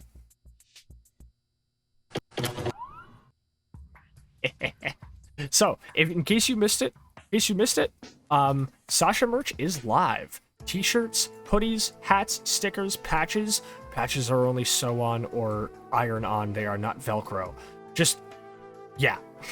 But, if you are interested in supporting the Pripyat City Hate Crew without giving money to Twitch, and having a cut taken from it, and I also don't have my Ko-fi up yet, you can absolutely support the PCHC by buying merch. I tried to make these as affordable as possible. All of these designs are happily inspired by a lot of modern hardcore and metal merchandise.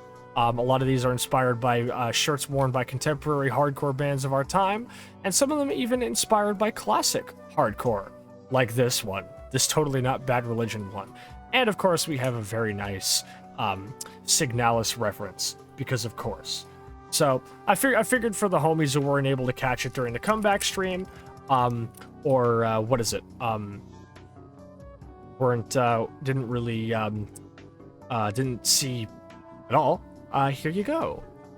This is probably going to be the last time I actually, like, show it off on stream for a while, because I don't want to be, like, you know, pushing it too hard, especially now that Kelly has, of course, demonstrated that there's going to be a bot command where anybody who's interested can actually grab it from right there.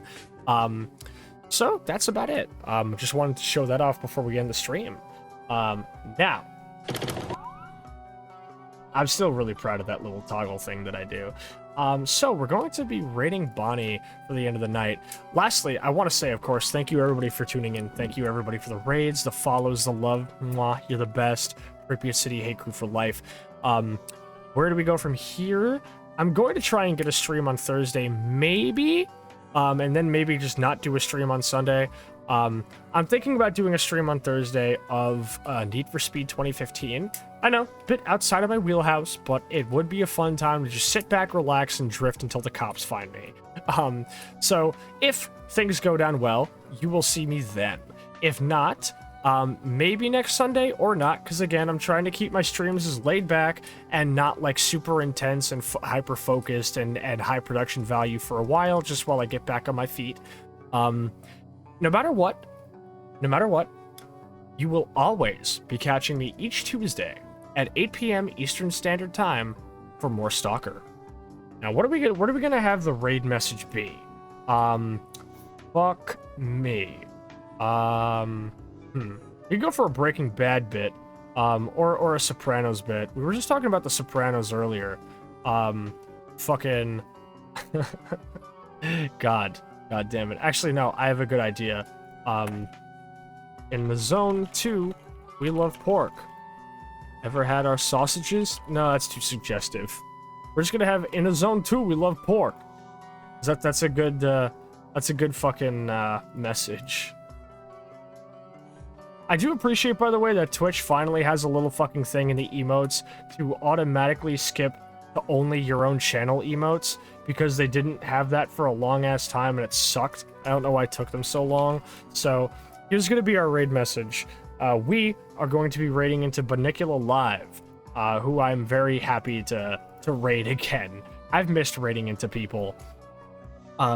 So, let me bring us on down to the end screen and we'll play ourselves out. Alright, so that's going to do it for the night. Like I said, you'll be able to catch me next Tuesday at 8 p.m. Eastern Standard Time, no matter what, at least. If a Need for Speed stream either Thursday or Sunday doesn't end up going down. No matter what, I hope to see you all again sometime very, very soon.